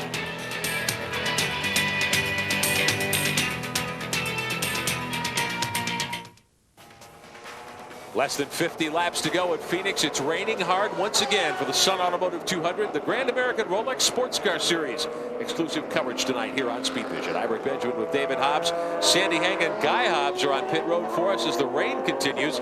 This car, the Banana Joe's Lola, the 37 with Oliver Gavin at the throttle, they were making up ground quickly on race leader Butch Leitzinger, but they just had a problem up in turns 1 and 2. We'll show it to you one more time. Take a look here and see what Gavin was able to accomplish. Missed the corner. Coming in too fast there. Hit some debris, it looked like, as well. I'm thinking that's his own debris, maybe, off that... off the dive plane there. Off that cone he hit. Might have broken his...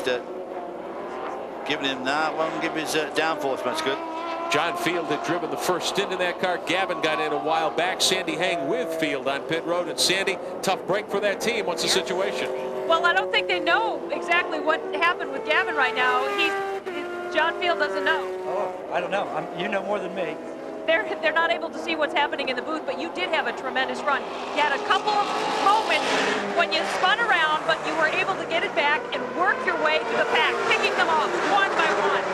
Well, you know, initially, it wasn't the cold tires as I went down too far on the gear, and then when I let the clutch out, it spun me around. It was a stupid mistake by me, but then I couldn't get it restarted because there's a delay on the fuel pump. So, but it was fun. The car was absolutely awesome in the rain, and hopefully Ollie gets back.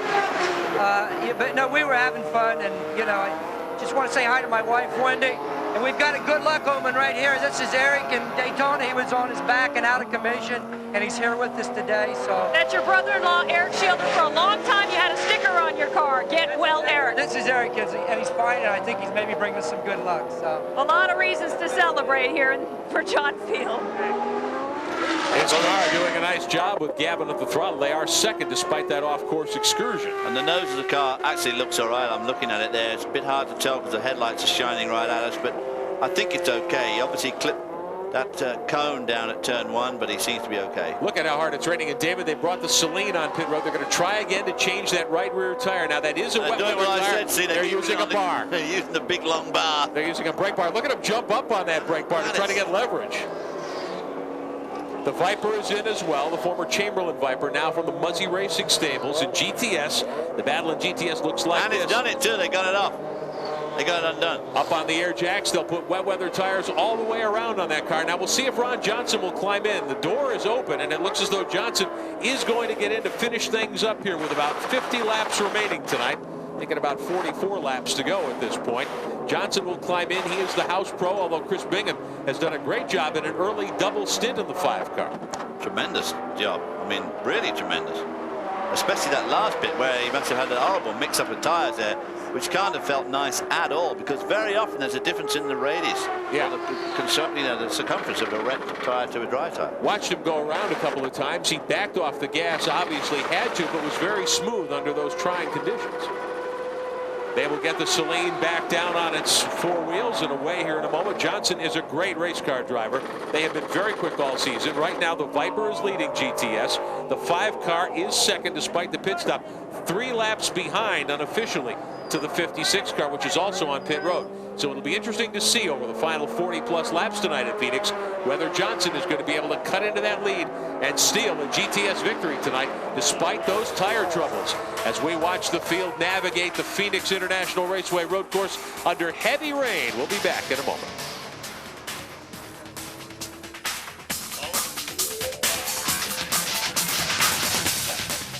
We take a look at Ron Johnson now in that Celine, the S7R. Trying to get back into the leading position in GTS. Sandy Hang standing by with the driver who just climbed out of that machine. Well, that's Chris Bingham in an incredible effort. You were driving with 3 slicks and 1 wet. How were you able to hold your line with such an imbalance? Well, let me tell you, Sandy, we came in here for a pit stop to get out of the rain tires, which is slicks, because those getting really dry out, went out. We couldn't get the right rear off. The stuck. We got slated here for about 4 minutes, went down to 3rd place. They still couldn't get on. They threw 3 slicks on, left me on a rain tire. I'll tell you, it's very difficult to drive a race car with 1 rain and 3 slicks. But you made it through it. Yeah, delicately. And let's now go down to Guy Hobbs, who's with Jack Baldwin.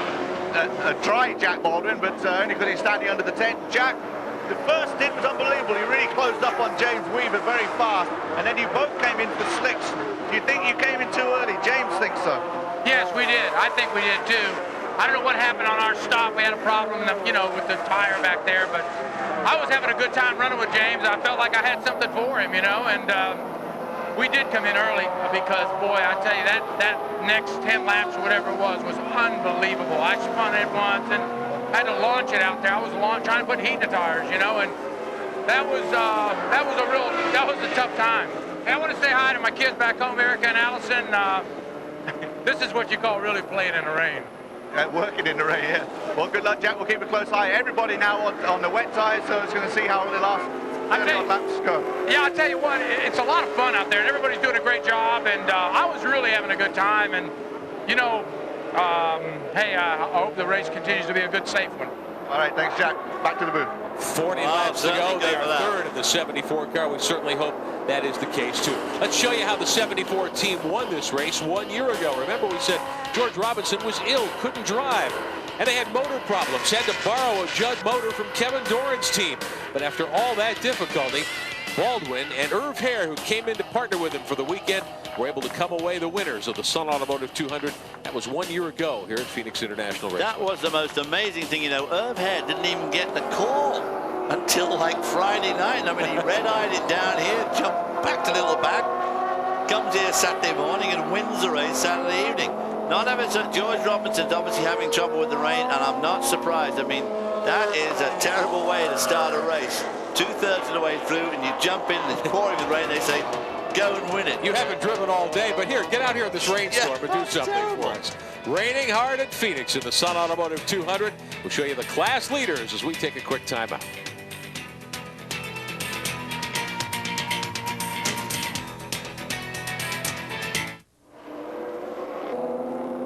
Like the old Bob Dylan song, a hard rain is going to fall, and it's certainly happening tonight here at Phoenix International Raceway. The Sun Automotive 200 here on Speed Vision. The 54 car, Terry Borchler, and the Jet Engineering BMW just onto pit road. Guy Hobbs for fresh draw. Yeah, down there with Jim Bell. In fact, just checking why they came back in. Jim, why was that you just came back in? Actually, the rains that were on the car didn't feel very good to him for some reason, but instantly the defroster apparently unplugged. So it was instant fog. He went off. He could not see anything. So we had to bring him in, and we had to clean the inside and defog it. And we went ahead and put another set of reins on, too. And he says they feel better already.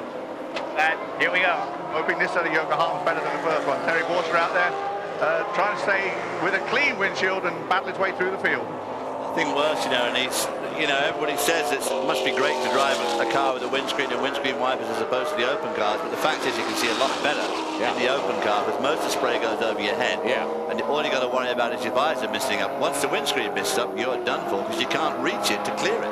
Borchler 4th overall in GT. See if he can make some moves, make something happen here in the final 35 laps tonight. Your overall leader in leading prototype category, the 16 car, Butch Leitzinger, taking over from James Weaver. They've led most of the night tonight. They've been behind a couple of different times, but their lead 36 seconds over Oliver Gavin in the 37 car, the Banana Joe's Lola. Gavin taking over from John Field a couple of moments ago for the final stint behind the wheel here tonight, actually many laps ago now. Gavin was cutting into the lead of the 16 car for a while, but now that has gone away, and the 16 comfortably out in front. Randy Post in the 15 car. Kim Hiskey will team with him tonight. They are 5th overall in leading GT. What an outstanding performance for this team, Sandy Hang. Well, Randy Popes is still in the car. He's a master of understatement. He said it's wet. It's really wet. And guess what? Both windshield wipers are not working. Now that would be a challenge to be running one of those cars with no windshield wipers. And Kim Hiskey's got to get in this car now. And that is going to be really tough on her because nobody wants to start their race in these sort of conditions. I mean, just awful way to go out. And of course, if the windscreen wipers aren't working, she's not going to be able to see. The track's going to be something she's never driven on before, like this down here in Phoenix. So one way and another, pretty grisly way to go out. Let's update the battle in GTS for you. Larry Schumacher had moved his GT1 Porsche into 2nd spot. Ron Johnson has just gotten by in the 5 car, the Saleen S7R. They moved into 2nd in their category, and they are 1 lap down to the Viper, the Muzzy Racing Machine, the white with blue striped car, the 56 that we saw. We haven't pointed this out, but we talked about it off air a while ago, David Hobbs. The marshals here almost black flagged them earlier in the 56 because they weren't fast enough. I know. Big mistake that would have been. Certainly fast enough to be leading by a lap over the 5 car, but with these conditions and Ron Johnson behind the wheel, they may well be able to pull most of that back. As we take a look at Didier Tays spinning for the 2nd time tonight, and Kevin Doran's Judd Crawford. Now he stalled the car. He stalled it. Now we see the lights come back on. Looks like he's walking it on the starter motor maybe, but not having fire back there. Once you get the electrics wet, I would imagine, especially in a V10 Judd, it could be a real problem. Let's follow the leader around. We'll go full course yellow for a few laps. And we hear the voice of Mark Raffoff, the race director for the Grand American Rolex Sports Car Series, and race control just beneath us. Mark at work talking to the pace car. We're going to go full course caution for the first time in a long time here tonight. 10-4. Let's go full course yellow. Starter, give me full course yellow. Lights, clean. 07, clean windshield. So the yellow flag is displayed here in Phoenix. 34 laps to go. You got a big gap. Go ahead. We're going and the yellow. caution is out. The safety car, the Corvette pace car here at Phoenix International, will move out in front of the 16, which is your race overall leader. The 16, though, coming onto pit road for a tire change or perhaps fuel with 34 trips remaining here tonight. We'll see what's going to happen down on pit road now. The Dyson team, Pat Smith brings the 16 car onto pit road. He pops the cone, and they will fuel the car. Looks like that'll be the only change for Butch Leitzinger. No tires, no driver change. Butch keeps the visor down because of the hard rain that's falling. Remember, David Hobbs mentioned just a moment ago, it's really an advantage in a hard rainstorm to drive an open cockpit car because the spray just goes right over you. As long as you just make sure that you've got the inside of your visor well and truly mist prepared, and it doesn't mist up, you're in really good shape in an open car compared to a closed car, because those closed cars always mist up. And the reason why they do it as opposed to a street car is, of course, the floor and everything in there gets so hot compared to a street car, and you get the cold rain on the windscreen and the heat inside the car. It's almost impossible to stop them misting up. And we're getting a note now. We heard from Mark Raffoff, the race director, a moment ago about the full course caution. We thought it was because of the spin by Didier Taze, but look at how hard it's raining.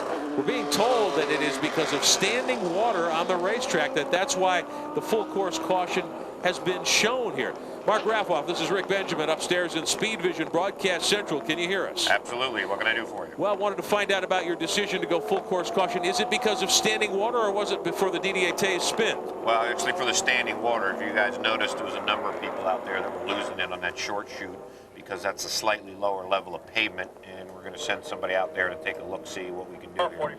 That would be on the back side of the infield road course between turns 4 and 5, we believe, back there. Now, with this situation in the hard rain, and we had heard from you all at Race Control a few moments ago that the weather satellites indicate we may see hard rain for the rest of the night. Any thought being given to a red flag here? Not quite yet. We'll go and see what we can do and see what alternatives exist. There are some other areas out there that they can use, but we're going to send somebody out there in another safety car to take a look at it. All right, so we will watch and wait. 33 laps remaining tonight here at the Sun Automotive 200 at Phoenix International Raceway, and you can see as we take a look at the Winston scoreboard just how hard the rain is falling in Phoenix. Check of your class leaders. We'll take a quick timeout and be back.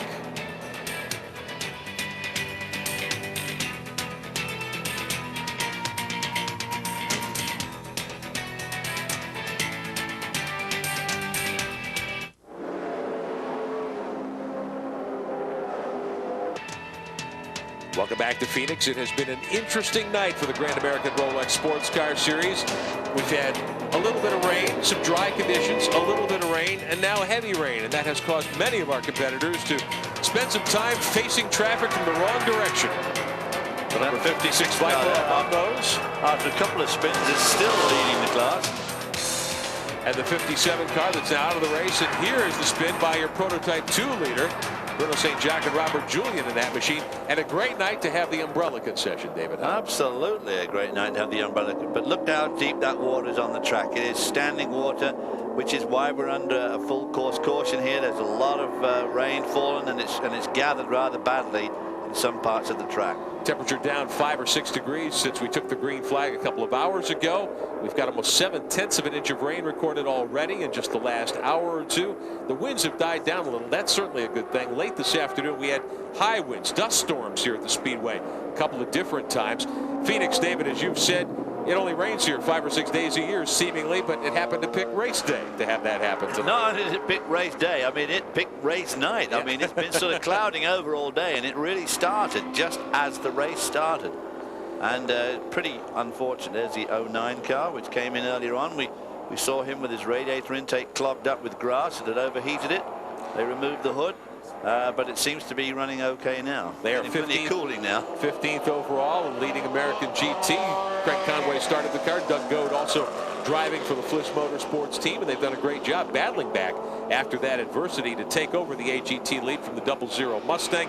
And Kenny Buckman, John Levy in the Hamilton safe Camaro running third in American GT right now. Full course caution due to the heavy rains and standing water many places on the racetrack. Sandy Heng, what's the situation where you are on pit road? Well, actually the teams have a new job, a new position. Someone has got to walk around and get the water off the tents before it gets too heavy. Craig Conway here just got out of the car. You know what it's like to drive here when it gets this way. What is it like? Treacherous weather. Its visibility is appalling, and we've got problems seeing out, plus the inside of the car fogs up so you can't see out from the inside out, plus the track's puddling up real bad. There's huge puddles out there, which is just making it treacherous. At this point, it wouldn't hurt my feelings if they called it. Is this like Daytona all over again? Yeah, except this place really doesn't drain as well, so it makes it even worse. Now, what has Doug said? He just got in and it started pouring. You picked a good time for the driver switch as far as you're concerned, but what is he saying? Can he see? Well, he cannot see at all right now. He's already been in and we've cleaned the inside of the windshield and the outside, but it's fogging up as quick as we're cleaning it. So it's a treacherous situation. I mean, it's bad enough when the place is flooded, but when you can't see where you're going, it makes it much worse. But also the timing of this, guys, they developed a little bit of a clutch problem, so it could be a blessing in disguise. Well, the 00 car just went by here, and he's not got any rear lights. I would have thought that was some sort of rule infringement for a dead shore. You would think so. The 00 Mustang, though, doing a good job. First time we've seen that car this year in American GT competition. The 00, the Too Tall Racing entry. Jay Lehman driving that car now. Tom Miller started there from Oregon. Lehman is from Survivor, Oregon, and Tom Miller from Sherwood, Oregon. Good to have them on board in that good-looking yellow Mustang. And as David pointed out, no rear lights showing on that car. But hey, you get an idea of why we're under the full course caution. The hard rain, standing water around the racetrack. We're told that the Phoenix International Raceway safety crew is going to bring out a sweeper truck to try to clean some of that water up. We'll take a timeout and come right back.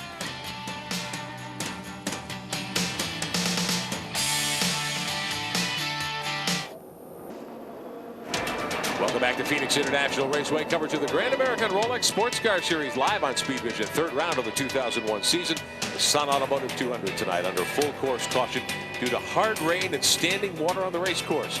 They fired up the jet dryer. They've got one of the sweeper trucks out on the circuit, as you can see, trying to clean that standing water off so that we can restart. 28 laps remaining tonight. In less than an hour. This could be a 3-hour timed race. About 50 minutes on the clock remaining here tonight. Here's the 81 of Darren Law, the season point leader in GT. They're second in GT tonight.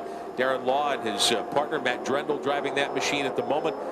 They are second in the GT standings now. They battled back from a lot of adversity. They're 3 laps down to the Randy Pobst Kim Hiskey car, which is 5th overall. Law and Drendel doing a very nice job tonight. They were not quick at the beginning, but they've come back. And as we say, 7th overall, 2nd in GT. Now here at Phoenix International, you've got this track, plus Manzanita Speedway, the dirt oval just down the road, Firebird Raceway, the road course drag strip, and a well-known go-kart track just across town. Phoenix is a great racing city, a great place for racers and race fans too. Darren Law lives here, and a little earlier this week, he took time to show us some of the sights. When Darren's not behind the wheel of his race car, he can usually be found behind the wheel of a Mustang, teaching others how to drive at speed at the Bob Bondurant School of High Performance Driving. For the past 9 years, Darren's been a driving instructor here, specializing in high performance and advanced racing courses. It's not the only driving he does, though. Hi, I'm Darren Law. When I'm not driving the G&W Motorsports Porsche in the Grand Am Series, I come up to the Phoenix kart track with my 125 shifter and use that to stay sharp. I'm up here with a couple of my other buddies and competitors, Terry Borcheller, Ron Johnson, and my teammate from last year, Mike Fitzgerald. This is a rare sight. You see Terry actually doing some manual labor. On this particular occasion in the go-karts, the 4 drivers got together for a friendly bit of racing.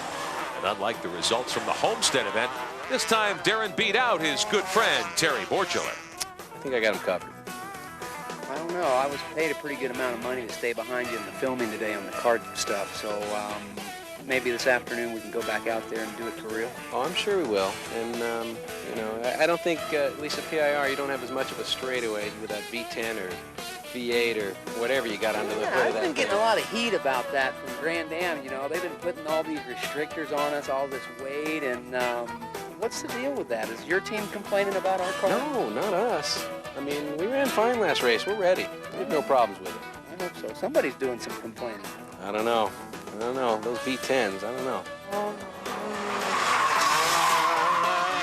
Friendly rivalry between Darren Law and Terry Borchler, and of course they worked that rivalry out, a little bit of the frustration out on the go-kart track just a few days ago.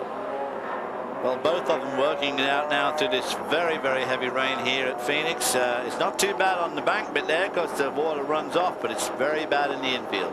Now, the GT category, Darren Law, as we told you, he and Matt Drendel second. They're leading the season point standings. The car that's leading GT, 5th overall tonight, Randy Popst in that 15 car, another Porsche, of course.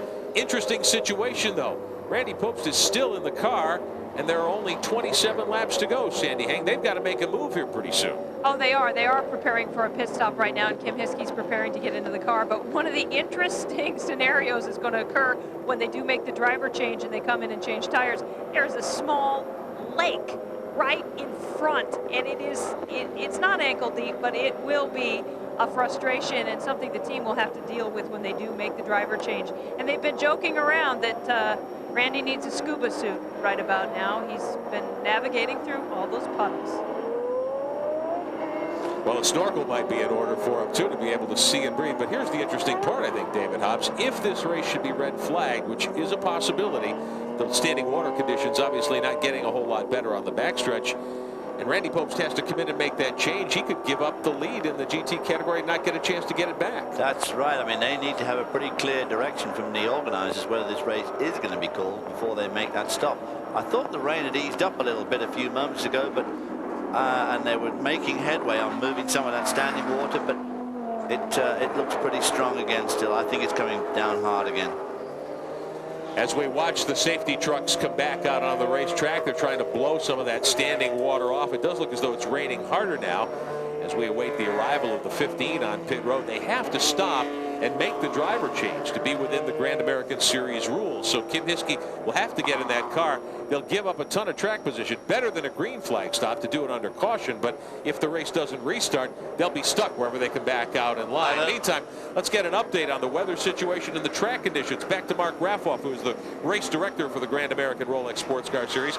Mark, what's the situation? What are you thinking of right now? We're trying to get everybody in one group so we can get as big a gap to get the blowers and the sweeper trucks that are out there to move some of this water. And obviously the rain is letting up a little bit. The radar shows that. So if we can keep things going here and get some of this water out, we could get back to going. But as long as the vehicles are moving, it's going to help move it. Well, let's hope that's the case. We'd love to see some more green flag action here tonight. Thanks for the update, Mark Raffoff, race director of the Grand American Rolex Sports Car Series and Race Control, just beneath our perch here above the start-finish line at Phoenix International Raceway. Kim Hiskey is in the 15 car, full service, putting tires on that machine as well. Randy Popst helping Kim get buckled in. They move the seat for her. He's helping her cinch up the belts, doing some other changes to the right side of that car. It'll be up to Kim Hiskey now to get that car back up where it was before, leading in GT. They wipe off the inside of the windshield. Trying to clean the inside of the windshield. Of course, these caution laps are even worse, of course, to make the car messed up than anything. So the yellow flag continues to wave. 108 laps are on the board. 28 remain. Make it 26 remaining. Butch Leitzinger for Rob Dyson's team. Still your leader. Oliver Gavin right behind him in second. George Robinson now driving the 74 and Didier Tays. Hiskey in the 15 car. They were 5th overall. They'll shuffle back quite a ways. Cizianelli now driving the 78. Should be 5th overall. Then Law, St. Jacques Durand, and Terry Borchler 10th overall. We'll show you the second 10 as they run. Steve Ivankovich, Rich Marziali was leading GTS in the 56, still is ahead of Ron Johnson, but Johnson is close, and there's Martin Snow in the Porsche GT1, Larry Schumacher's car. Doug Goad leading American GT, but John Heinrichsey in the GT category right with him in another Corvette. Chris Gleason's BMW, Lehman, Fry, and Marshall. We'll show you the final 7 cars in the field. Lynn Wilson, John Levy now in the 11. Steve Lisa, Clint Field is out in the 28. The 57 is out. The 21 and the 6 also are behind the wall. We'll take a timeout and come right back to a soggy PIR. Red flag has been displayed here at Phoenix International Raceway with 112 laps of 134 complete. 22 to go. Mark Raffoff, the race director of the Grand American Series, just beneath us in race control and making the decision to bring the red flag out. Mark, you were hoping that the weather would improve and things would get better. We'd be able to put this one back under green, but got to stop for at least a little while. What do you think the situation is now? What we got is we're not getting any progress here, so we're going to stop under a red flag down here, and we're going to use use these trucks, sweepers and blowers, and see if we can make an impact on it and do the best we can. But right now, it's not really a functional racetrack for racing, and a lot of guys are having problems with fog and difficulty. So it's the best thing to just stop them now, and they're not allowed to work on them. We'll do our best, and we'll let you know what we're going to do. All right, we appreciate the update. It's been a great show so far. We're looking forward to the final few laps tonight. Got some good races coming up. And the thing is, there's just not enough time for Gavin and Butch Leitzinger to fool around here, because you've absolutely got to make a play early on and make it stick. Get down to business here as soon as we go green, which will come in just a couple of moments. As we watch the field funnel through the infield, heading down the short straightaway toward turn 9. Safety car will be pulling in shortly.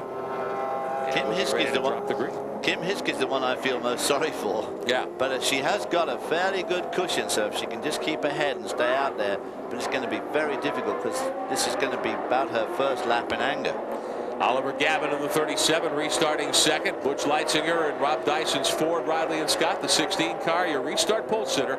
They have dominated. They've led the most laps by far here tonight, going for their second win in a row. Weaver and Leitzinger dominated at Homestead a couple of weeks ago. This is the third race of the season. Safety car is in.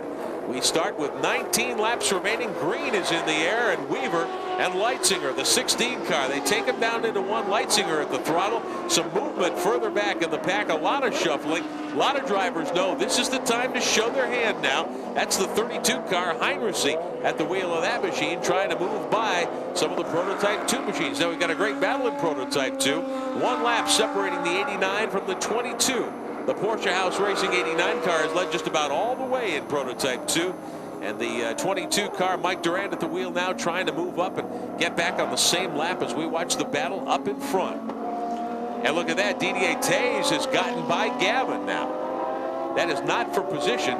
Taze is several laps down in the 27 car, but he's been able to move up and get by there. And now here comes Gavin back at him as they come up onto the backstretch.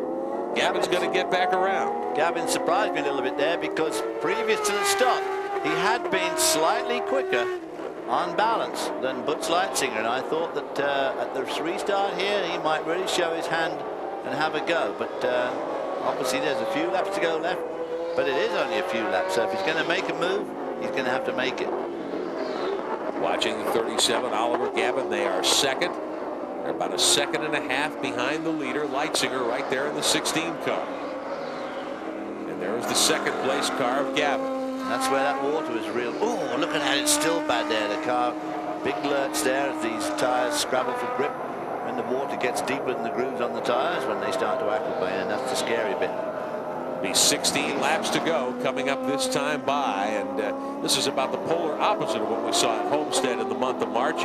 Hot, sunny conditions on a Sunday afternoon, cold and rainy and a very wet racetrack here on a Saturday night, but these two teams battling to the end once again. And Gavin pulling up some of that deficit, so he's caught up with Butch Leitzinger on that lap quite a bit.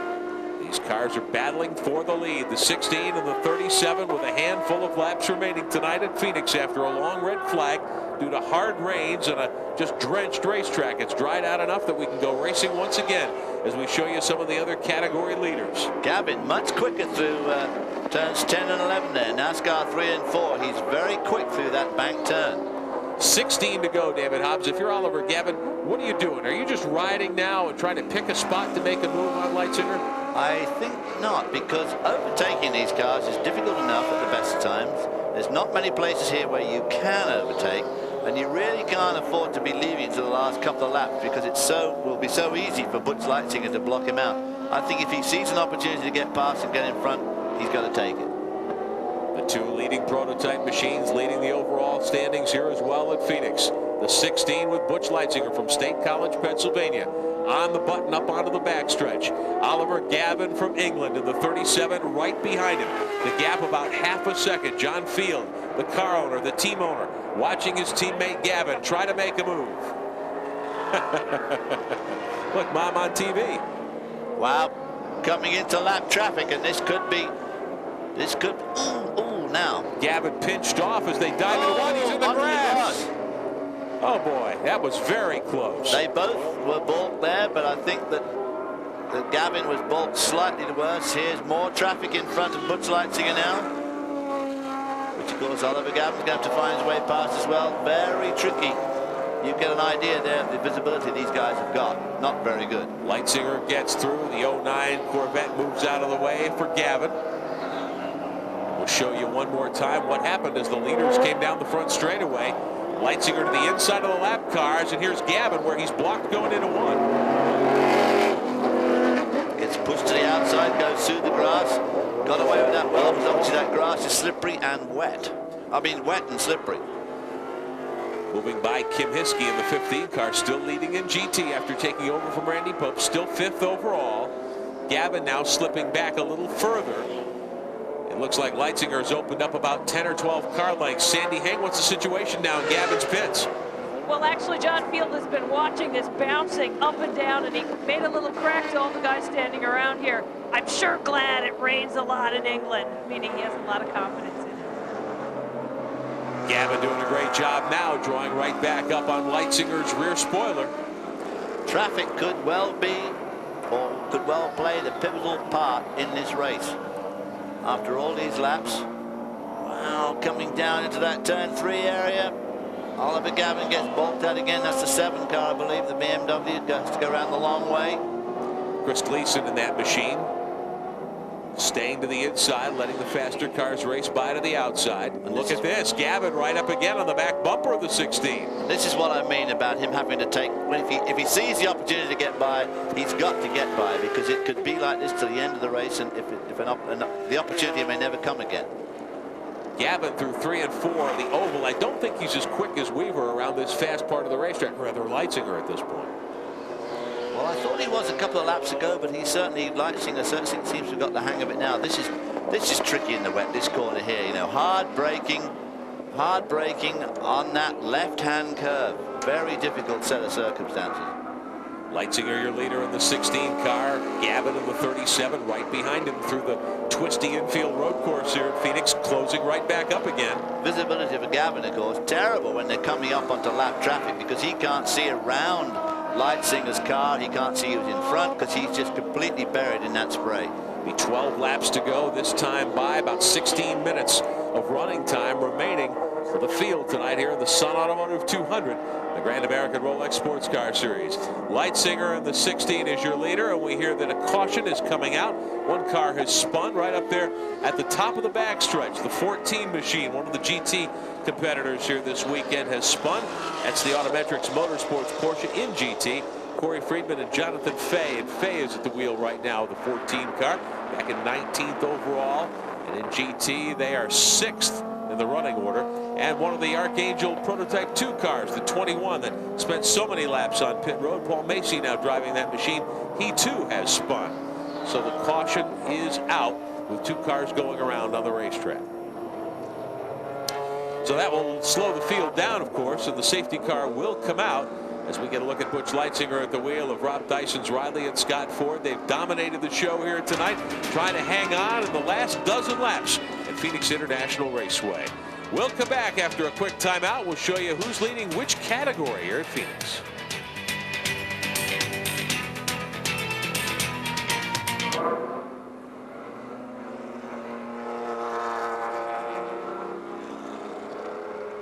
Leitzinger snakes the car back and forth, trying to get some heat in those tires. Safety car is going to dive in, and we're going to go green on lap 126. 8 laps remaining here tonight. Green flag is in the air, and it comes down to the battle between the 2 prototype machines, the 16 and the 37. See if Gavin can make a move here down into 2, David Hobbs. Well, he's right up the inside there, but he can't quite make it down the inside of turn 2. Now we come to the bit where there's a bit of flooding. You can see it still right on the apex.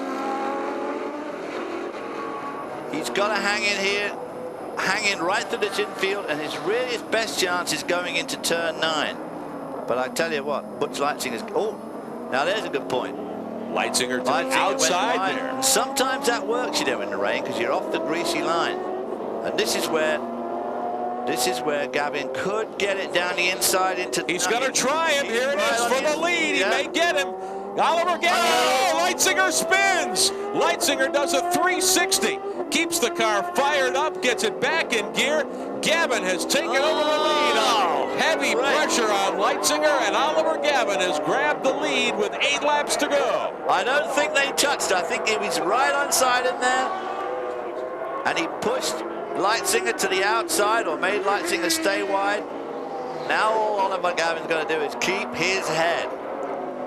So Gavin is your leader now, 6 seconds to the good over Butch Leitzinger. Let's show it to you again as they approach turn 9. And of course, exactly what Weaver said. He was vulnerable under braking, coming into turn 9, heavy braking. They go, oh no, he just looped it. No contact at all. No contact at all. He looped it on the outside there, and Gavin leapt into the lead. And we've got 7 minutes and 7 seconds of this race left. Here's another shot coming down the inside, and Butch Leitzinger just lost it there. Happy car owner John Field, who drove the first stint in the car. Very excited. That's his nephew Clint behind him, that young-looking boy, who is young. Was also out here in the 28 car earlier on. So Oliver Gavin now leads this race, going around the NASCAR 3 and 4, 10 and 11 for us. 6 laps to go this time by. We'll show you the gap back to the second place car, now wheeled by Butch Leitzinger. If Gavin is able to hang on for the win, it would not only be John Field's first win as an owner and driver in this series, it would be the first U.S. win for a Lola sports racer in many, many years. This is the Judd engine car. The Judd's been knocking on the door now for some time. The car of Butch Leitzinger looking decidedly twitchy there as well. But Butch Leitzinger is a tough guy. He's won a lot of races, and he is still not going to give this race up for lost yet. 6 minutes to go. Lap traffic in front. Watching Leitzinger, there's your leader, Gavin, at the end of the straightaway. Here comes Leitzinger trying to catch back up in the last couple of minutes here. And he's pushing, David. You can see him pushing. I was going to say, he's got some incredible understeer there, which of course pushed him wide on that lap that he spun. We were trying to determine whether perhaps Gavin was on fresher wet weather tires, but the indication is that both cars pitted around the same time on lap 83, so these tires would be 50-some laps old when the checkered flag falls, which is a fairly long run. Now, a lot of the laps were run under caution and with heavy rain, so the tires would have stayed cool with the excessive amount of water that was on the racetrack. Too cool in a way, you know. It's very difficult to get the heat into them when there's so much rain around. Now Oliver Gavin's coming into a lot of heavy traffic. That's the 15 car, the GT leader, Hiskey, in the Porsche, who's really taking it very careful. She's got 3 laps lead on the rest of the field, so there's no point her really making the big show here, and it's very difficult for her to take over in such lousy conditions. Darren Law driving the 81 car in GT. He is second right now to Hiskey, but still a lap down as we watch Gavin. He's got to sort through a lot of lap traffic here, David. He has, and he's got to get through it quick and try and maintain that gap between himself and Butch Leitzinger. Of course, Butch Leitzinger's also got to weave his way through the traffic. And that traffic, you know, it's one of those things, sometimes it's just sheer luck where you catch it. 3 laps to go. He's lost a little bit of ground on that lap in that traffic. Leitzinger trying to reel in the leader, Gavin. Gavin got close as they restarted the final time. Made the move on turn 9 just a couple of laps ago, putting Leitzinger under heavy pressure, diving to the inside in the final corner before the cars come back onto the oval here at Phoenix. And Gavin was able to make the move stick because Leitzinger spun under that heavy pressure and gave up the lead after the 16 team led a lot of laps here tonight. They have dominated the show, but Gavin took advantage of the caution and then the red flag period. Remember that Gavin was way behind before the caution and then the red flag period. He was about 38 seconds behind. That's what got them back in contention, because the caution allowed them to close up behind the pace car. But he had been catching up. He'd pulled the gap down on his own from about 45 to 36, 37 seconds. And then, of course, we had the yellow flag and the red flag. So he obviously started off very close behind. But on the first restart, he wasn't making much impression. 2 laps to go now. But after that red flag, after the second caution we just had, he started off right behind him and managed to nail him. But I tell you what, he's still not won this race, and there's only 1.5 laps to go now. But Butch Leitzinger's still right in there. Leitzinger's cut the lead down to 2.5 seconds. He cut right across the corner there. He sure did. A bit of time. He sure did. I don't know if the marshals saw that or not. I would think that could earn him a penalty because he was way off the course. He just drove right across the apex and cut out turn 3, in fact. As we watch Leitzinger in the 16 car trying to chop into that lead. Gavin working traffic on the backside of the infield road course here at PIR. This one's not over yet. They'll come to the white flag. And look at this. Leitzinger now in traffic on the outside has cut the gap down dramatically. He gets loose coming out of the oval, though. But he was in that same traffic, so... And, of course, now he's got to overtake them 2, 3, and 4. But, boy, he's cut that gap right down with just 1 lap and a few yards to go. Here comes Gavin, your race leader. White flag will be in the air this time by. No, it's not. There it is. White flag waving as the leaders go by. A little late for Gavin in the 37 car, but he is your leader. But he's got more GT machinery to get through here. Big traffic. Gavin glancing in the mirrors to see where Leitzinger is. He'll move to the inside of the Viper, leading GTS. Wow, I bet Gavin's heart was in his mouth there. Mine was. The Muzzy Racing crew is leading GTS in the final lap. They've got 1 lap over the Celine. Here's Gavin to the outside. Here comes Leitzinger. Last time around, we'll see if Butch can do anything with Gavin here on the final mile or so of this race. Gosh, Gavin got more traffic as he comes down to 9. The 7 BMW in front of him. Gavin will come up onto the back straightaway here at Phoenix. He's got Leitzinger in his mirrors now, but he'll dispatch the BMW easily down into the 3rd turn of the oval. And here comes Gavin. Checkered flag will be out this time by. We'll have 3 different winners in 3 Grand American Rolex Sports Car Series events in 2001. Oliver, Gavin, and John Field have won tonight the Sun Automotive 200. And a very happy Banana Joe's crew down on pit road. Sandy Hanger in the middle of the celebration. I'm trying to get a John Field right now. They're moving around. John, where did you go? Hey, buddy. They're hoisting him up high. This has got to be an incredible moment for you. This is so good. Martin Dixon, where's Martin? Martin Dixon. Yeah, this is Paul. Our team. Scotty, Mike, this guy right here.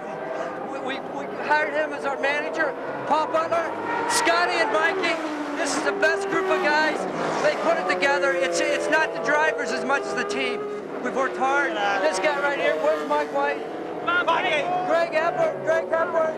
He's been fixing our damage for years. And what were you thinking those last seconds? And he was just right behind Butch, and then he made the move, and he got it. It was clean. He's such a clean driver, and he understands racing so well. That's why I picked him as my co-driver, because I know he can put it together. It's wonderful.